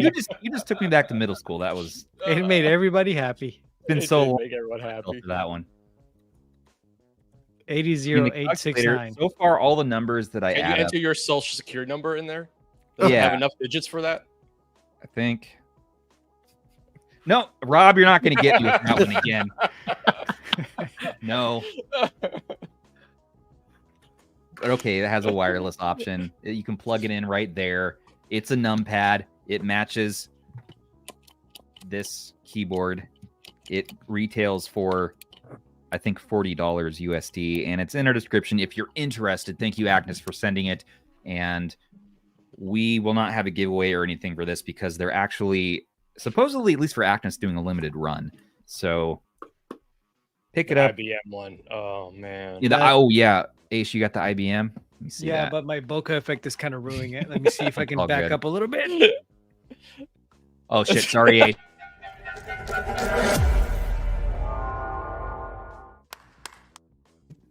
Sorry, Aish. Thank you, Andrew. That was worth it. Here's this one. So the bokeh effect kind of ruins it a little bit, but Oh, look at Ooh, where is you it? got it. Model Show the M, man. green LED Let me see if I can turn up the Great. bokeh. Give me a second. Okay. green LEDs sell it for me.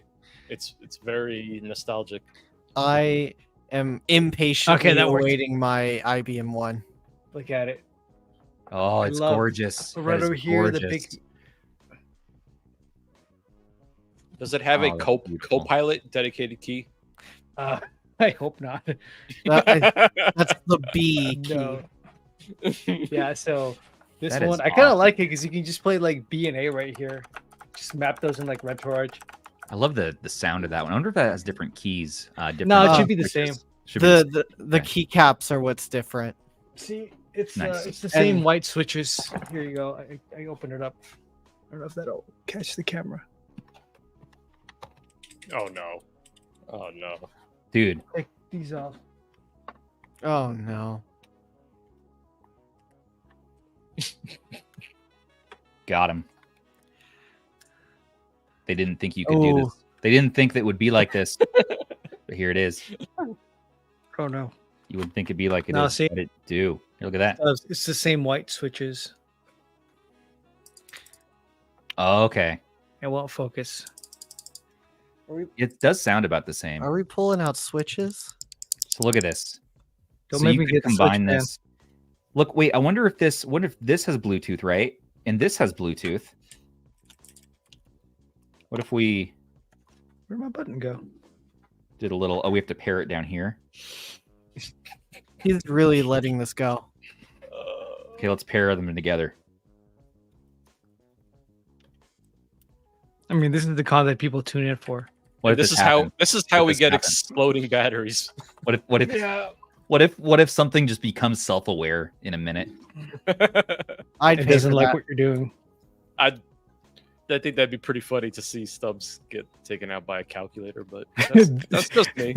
Well, this is how CrowdStrike happens. That's the best one. Laugh it up. Laugh it up. I got red switches in this one that I want to kind of transfer over there, but I have to review this one. Here's Michael. Here's Michael Benny's calculator that I need to mail to him. Oh, nice. And I have brown switches in my other keyboard, which I think brown is my favorite, but that's low profile, so I can't put those in. I've got these Acco Cream Blue Pros that I'm going to put into the IBM keyboard once it gets here. I keep it simple, man. I think brown are the best ones because you still get the feedback, but they're quiet.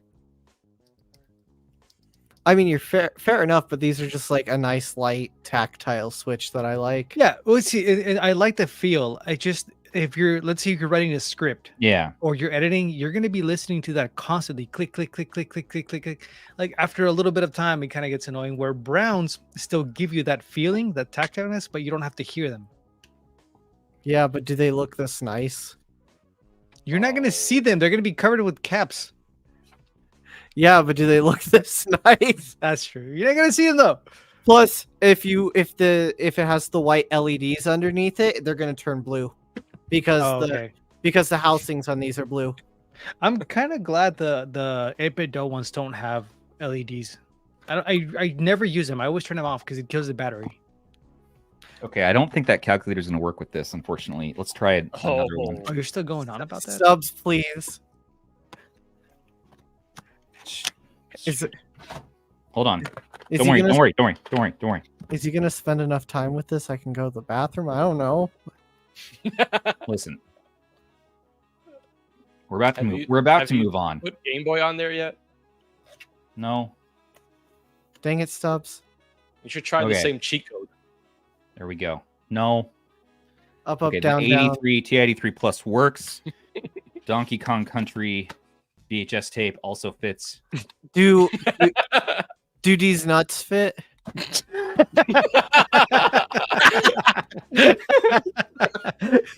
these nuts fit. There we go.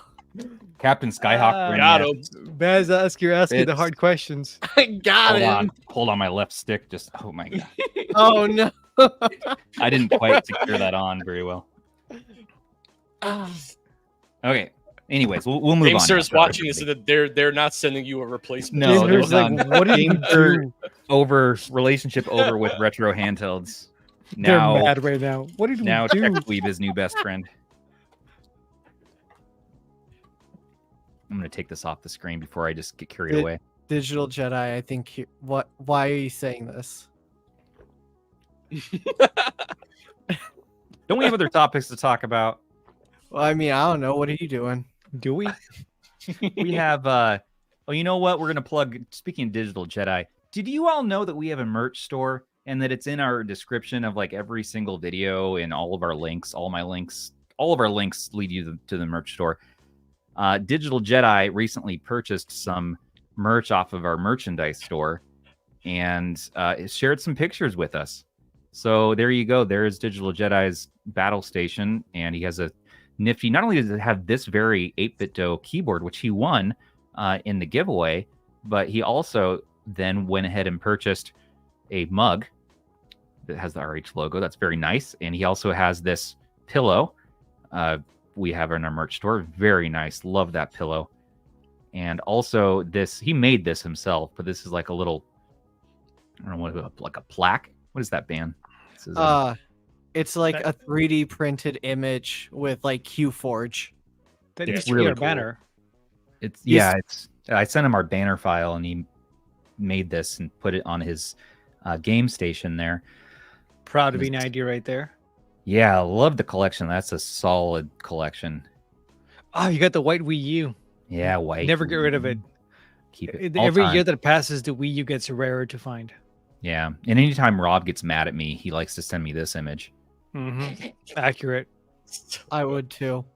So Kicking Stubbs. Retro Tay Dad. Hey, Dad. Hey, Dad. That definitely was not made by ChatGPT. It wasn't. It was made by the Microsoft one. Send if you pick up merch. We're gonna do a weekly picture image sharing. So just send in. That'd be cool. Like pictures of your handhelds, and we'll pick one out of the group and you guys. Send in pics on our Discord in our RH Media chat channel. Drop in some pics. We can pin them for the show the following week, and just share things from your collection or any RH merch or RH related activities that you've been up to. It can make the show by either being really cool or really, really bad. So true. Take your pick. Yeah. Do what you want there. It's also Handheld of the Month nomination time. So, Dan, what do the people have to look forward to this month? Well, I mean, Handheld of the Month nominations, they open like right now. So if you actually have something you want to talk about in the RH Discord, you just kind of go in there through today and tomorrow. You put out what you want. So I don't know who it is. They keep asking for iPhones. And then last day of the month, we vote for the actual Handheld of the Month. Personally, I'm still putting my heart out for the Dude, but that's just me.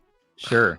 Yeah, well, what do you do about it? What's the other options? Aish's response is perfect. Can we get the V10? I vote the V10 this month. I'm really smitten with this V10. It just came out. It's too new. Hey, the Cube won last month. Recency bias. Yeah, but the Cube's awesome. A bummer. I like to be able to go back to some of the older handhelds. And that was the whole reason they started the Handheld of the. It was I think Aish needs to take it over again. I just think that's damn it, Ben. You're killing the spirit of it. Hey, whoa, hey, man. Nah, you've done really good with it. You've done a great job. That's as what they usual. all say. It's fun, but I would love to see us rarely tell celebrating you do anything older right. stuff. A great job at everything except winning eBay auctions. I rarely say you do things right. Did I outbid you on that? Yeah, someone outbid me at the last second. that was me. Ross has got two of them. That was my bot. How much did it sell for? Oh, $215. I just put 500 you didn't bid in there. A little bit more than that?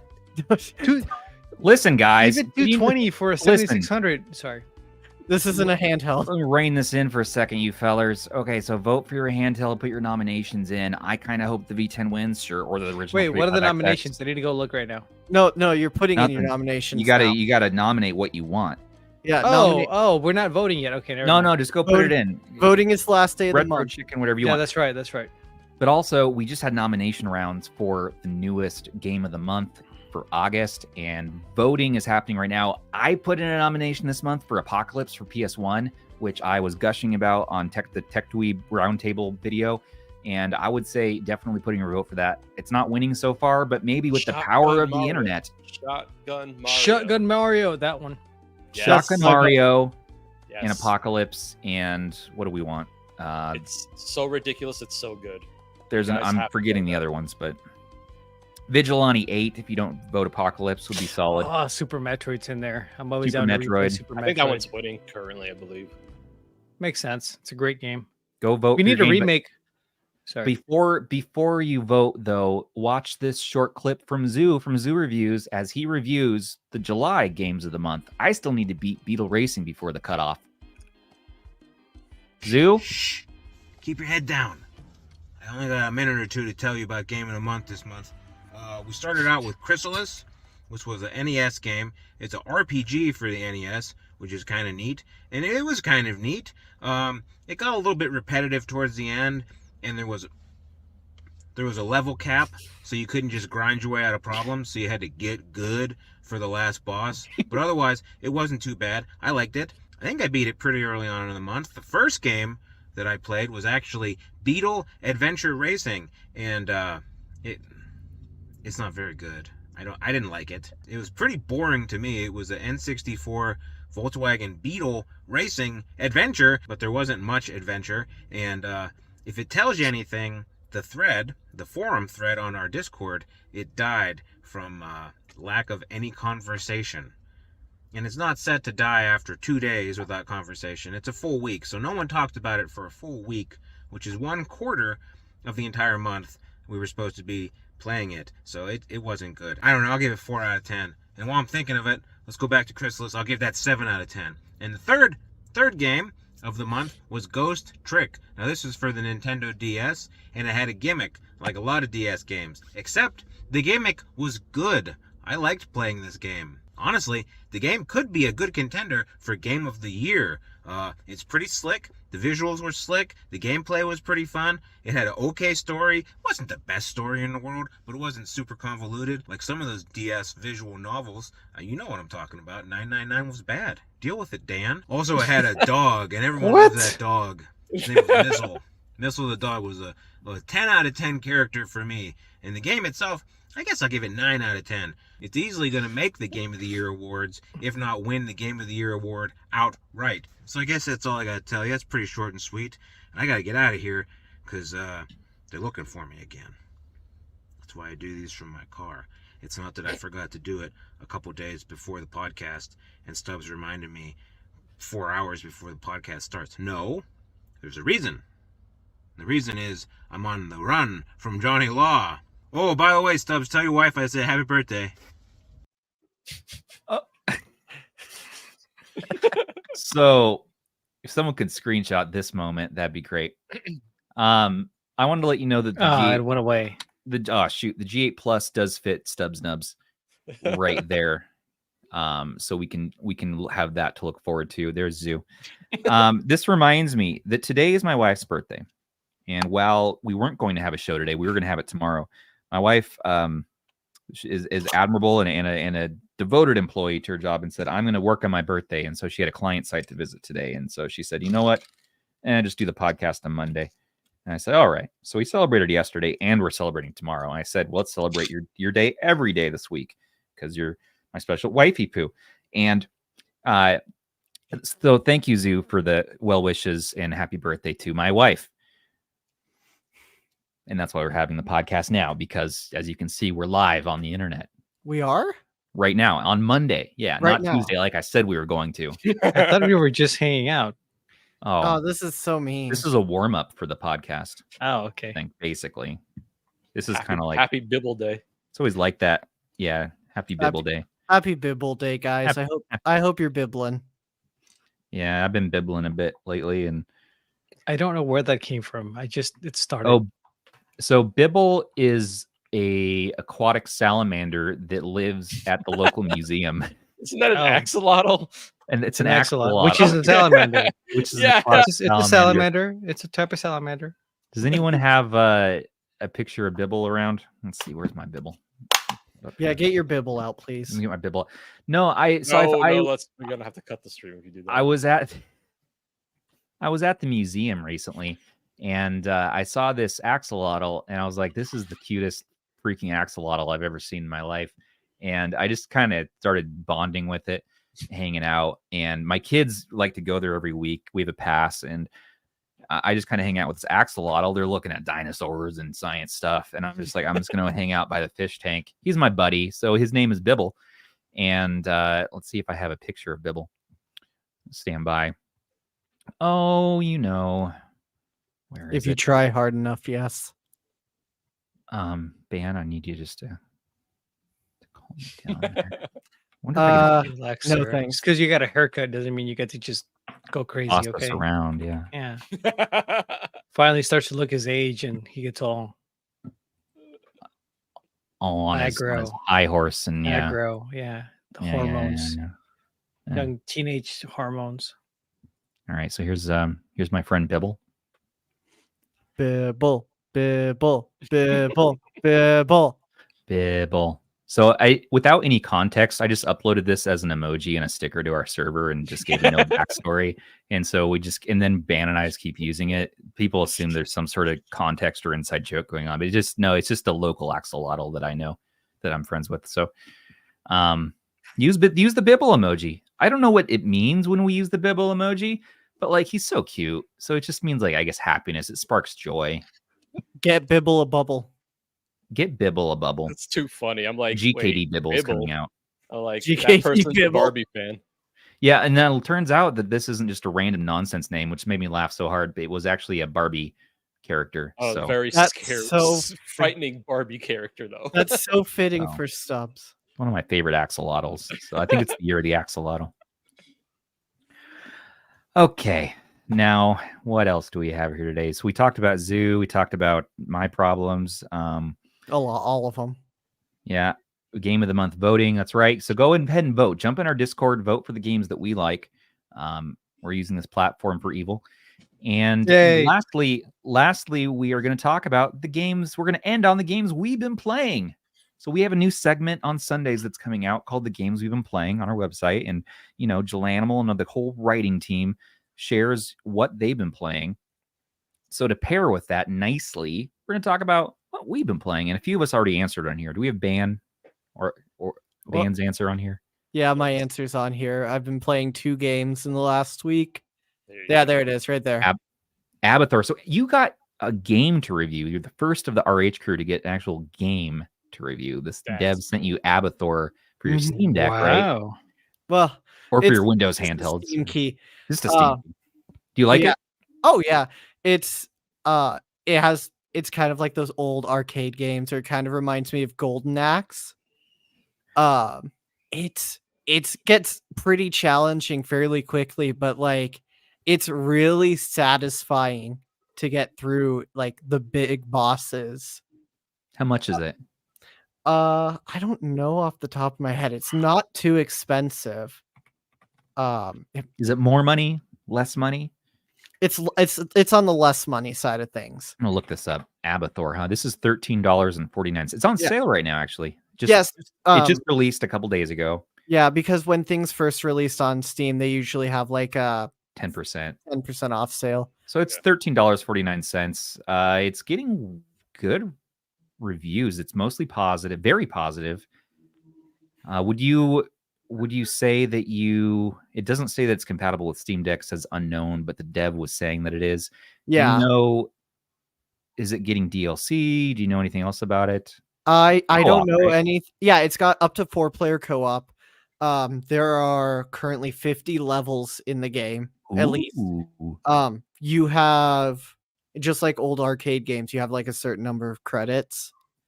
And so if you run out of your credits, you're done. Oh, I wonder if this will come by the old Humble Bundle. Let me get it for $2.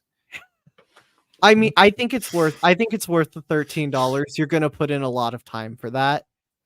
I like the graphic style. The pixel art is really cool on this. Pixel art's always the way to go. I like the soundtrack that they included with this. It's good music as well. And apparently, runs great on the Win 600. Yeah. And apparently what? Nice. Shout out to the Win 600. Yeah. Shout out to the Win 600. Yeah, time for a price drop, Ambernick. That's a real one. Give us Win 600 for $100. 30, 20 each. 150. I'll give him some wiggle room. 150. Let me tell you, that would be something, I mean, I did pay 125 for this. So there you go. My man. So what was the other game, Bands? You also got Forza Horizon 4. Oh, yeah. So since that one just got delisted, is getting delisted from Steam. No. It was just $11 in the summer sale. Yeah. It's not. I don't think it's down yet. It was so short-lived on Steam too. Oh man, that sucks. That's but crazy. It's one of those games where like I've only had it for like 2 weeks, 3 weeks maybe. I've already got like a few dozen hours into it. What handheld are you playing it on? That takes some beefiness to run that. I'm playing both of them on my Loki Max. Ooh, Loki Max. Rob recently picked up a Loki. I need to ship it to him. So I don't. He has a Legion. I probably shouldn't. I shouldn't admit this probably, but I have now every version of the Loki that's ever been made. Oh, Rob. And you guys say I have a problem. Well, you helped me pay down my handheld credit card, so I appreciate you. You're welcome, Stubbs. Credit card. I wish AYN would revisit Windows, please, but I just don't think they. Honestly, they don't even need to change the shell. They just need to put a new chip in it. No, they need to change it. No, it needs a bigger screen, Ben. No. Let's see. All right, Forza's getting delisted from Xbox Game Pass as well. It is. They lost the music licenses. It happens. I mean, hey, this happened with freaking Alan Wake as well. It sucks when that happens. They should have done what earlier Forza games did. I think it's Forza games, where they let you put in your own soundtrack. Yes. Like just pull the old soundtrack, put in your own music. Can't see that going wrong in any way. Yeah, but it's your game. Following up, maybe got back. Right. Following up this, my picks this week were, I think they're on this website too. Yep, they're a little bit lower down. Let's see. There you are. No, that's Zoo. So I'm playing Beetle Racing. I agree with Zoo. It's not the most fun. Also, what Zoo touched on the DS game. I haven't tried that Ghost Trick DS game. What was the third one? You got Elden Ring there and Backtrack. No. But I mean for Game of the Month. Oh, I was starting with that. Game? Yeah, what was the third game, Ban? Oh no, you're asking me. Oh, sorry. Beetle Racing, Ghost Trick. God, what was the freaking third game? I'm trying to find it, but I don't see it. He was just talking about it. Crystalis. For NES. I stopped playing that because it was having weird overbleeding issues when I was emulating it. Like it had the sides of the screen were just showing crazy pixel chaos. I know you can fix it, but I said I don't have time for this. And anyways, so I've been playing Beetle Racing slowly. And this other one I've been playing called Backtrack, I played it in my V10 video, and it is an awesome GBA Doom clone. And I described it here and in the video as being a prison shank simulator, and it's so true because you use the turbo button built into the emulator, and your guy's just like stab, just walking around, just stabbing everyone. I don't know what the story is, but there's a bunch of dudes in vats, and you're on a spaceship, I think, and you have to backtrack, and you're just shooting stuff, and it's just stupid, mindless violence. But I really thought it was quaint, charming, and it's actually probably going to be one of my benchmarking games now for the D-pad because it's really sensitive to moving the D-pad left or right, and your character gets all out of whack. So I thought it was, I was surprised. Third game, I'm playing on the ROG Ally X, and that is, yes, it is Elden Ring. I'm trying. People keep telling me to pick this game up and give it a real chance. Who put the screenshot in there? Yeah, why does it say that? Try fingers butthole. What? Yeah, fingers butt hole. But yeah, it's one T on the butt though. It's not like weird. Try fingers. Oh no, that's not weird at all. What is it? Andrew made this screenshot. I don't know what he meant by this. He knew what he was doing. I knew it was Andrew. Even the faces look ashamed. Damn it, Andrew. Everyone's finding ways to prank the podcast. He knew what he was doing. I'm too gullible. Okay, so Elden Ring is fun, kind of. It's very hard. I die over and over again. I'm stuck in a cave right now where these wolves are tearing me apart, and I just need to get good. So I have been determined to grind until I'm a little bit better at this game to where I can find enjoyment out of it. Because right now I hate it. I think it's too hard. I don't understand the fun, but I know those Dark Souls pain lovers out there, just this is what they're all about. And so I'm trying to understand where their mind's coming from here, because I hear it's a masterpiece and there's a new version of the game out with DLC. So if you're good, I'm trying, and it's good to benchmark the Ally X with too. So yeah. I know, Andrew, I'm just giving you a hard time, man. I didn't know you were going to put this on the podcast. Aish, how about you? What have you been playing lately? I started playing Hogwarts Legacy to use it as one of the benchmarks games because there's a lot of systems that have issues running around Hogsmeade, and then I just kind of got hooked and just kept playing it, and I'm really liking that game. I didn't really think I was gonna like it that much. Like I was kind of excited for it because it's a Harry Potter game, and that's fun, but I didn't think it was actually gonna work that well, like the actual combat system. And right now I think I'm like 7 or 8 hours in, and I think I'm going to play the whole thing on the Ally X. And that's the one I've mainly been playing. I've also been playing a bunch of vertical shoot 'em ups on the Cube, mainly the Donpachi games because Faust told me about them and he wanted to know they ran on it. I tried them out and I'm kind of hooked on it, which is another one that I'm using for the Cube review. I've got I think 4 reviews going at the same time right now. But that's it. Just Hogwarts Legacy and Donpachi games. Rad. I've never played the Donpachi, and Hogwarts Legacy I started, but I quickly got lost and confused. So It's the navigation could be a little bit better. It's weird because essentially you're just in one place. Yeah. So I just need to get good and play that and play Elden Ring. It's fun though. The combat system is fun. Like if you start spamming, I was hooked on that for a little bit. When it came out last year, I put like probably 50 hours into it in 2 weeks. I really lost myself in that game. Good game, guys. And Rob, how about you? So I've been playing a kind of a weird one, Burnout Crash, which is kind of like this forgotten digital only release for the Xbox 360 and PS3. What? And it basically takes the Burnout Crash mode and it's basically a game just designed around that crash mode, and it's from a top-down perspective, and the whole goal is just to make tons of money. Yeah, crashing and just causing destruction. It's awesome. And it's kind of like an underrated, overlooked gem kind of thing. And even now with the 360 store going down and all that, so it kind of reminds you of all these kind of games that are coming out. But I've been playing it on my Ally X and using RPCS3, and I'm just testing it for fun, and then all of a sudden I'm like actually going through and trying to beat the game. So it's like nice. Yeah, it's fun. Definitely check it out. If you like Burnout, check it out. It's different. It's a little bit different than the usual Burnout stuff, but Criterion guy makes it, and it's just good stuff, honestly. Deal. So I think that's good. Do you guys like these segments where we talk about what we're playing at the end of the show, or do you think it would feel better at the beginning of the show? Because I've been toying with that idea. The whole show. The whole show. Yeah. Just the whole show about what we're playing. I'll just like turn around and like play. Pick up. Stubbs plays Celeste. You got some Abathur going. So, Van, you have a write-up for Abathur coming, right? Yeah, it's going to be soon. But I need to like stop playing it and actually get your thoughts. Yeah. And sorry, Aish. What were you saying? Oh, I was gonna say like it would be cool if we had like a monthly retrospective episode. I don't know if Chad even wants that though, but I like think it'd be cool. Yeah, a little look back. Yeah, we just pick a game and we play it on the stream. No, like we play it and we just talk about it, like a book club. Yeah, like a book club, but just for the podcast. Or we pick one of the game of the months and we actually play it and then just have one episode where we talk about it. Shotgun Mario.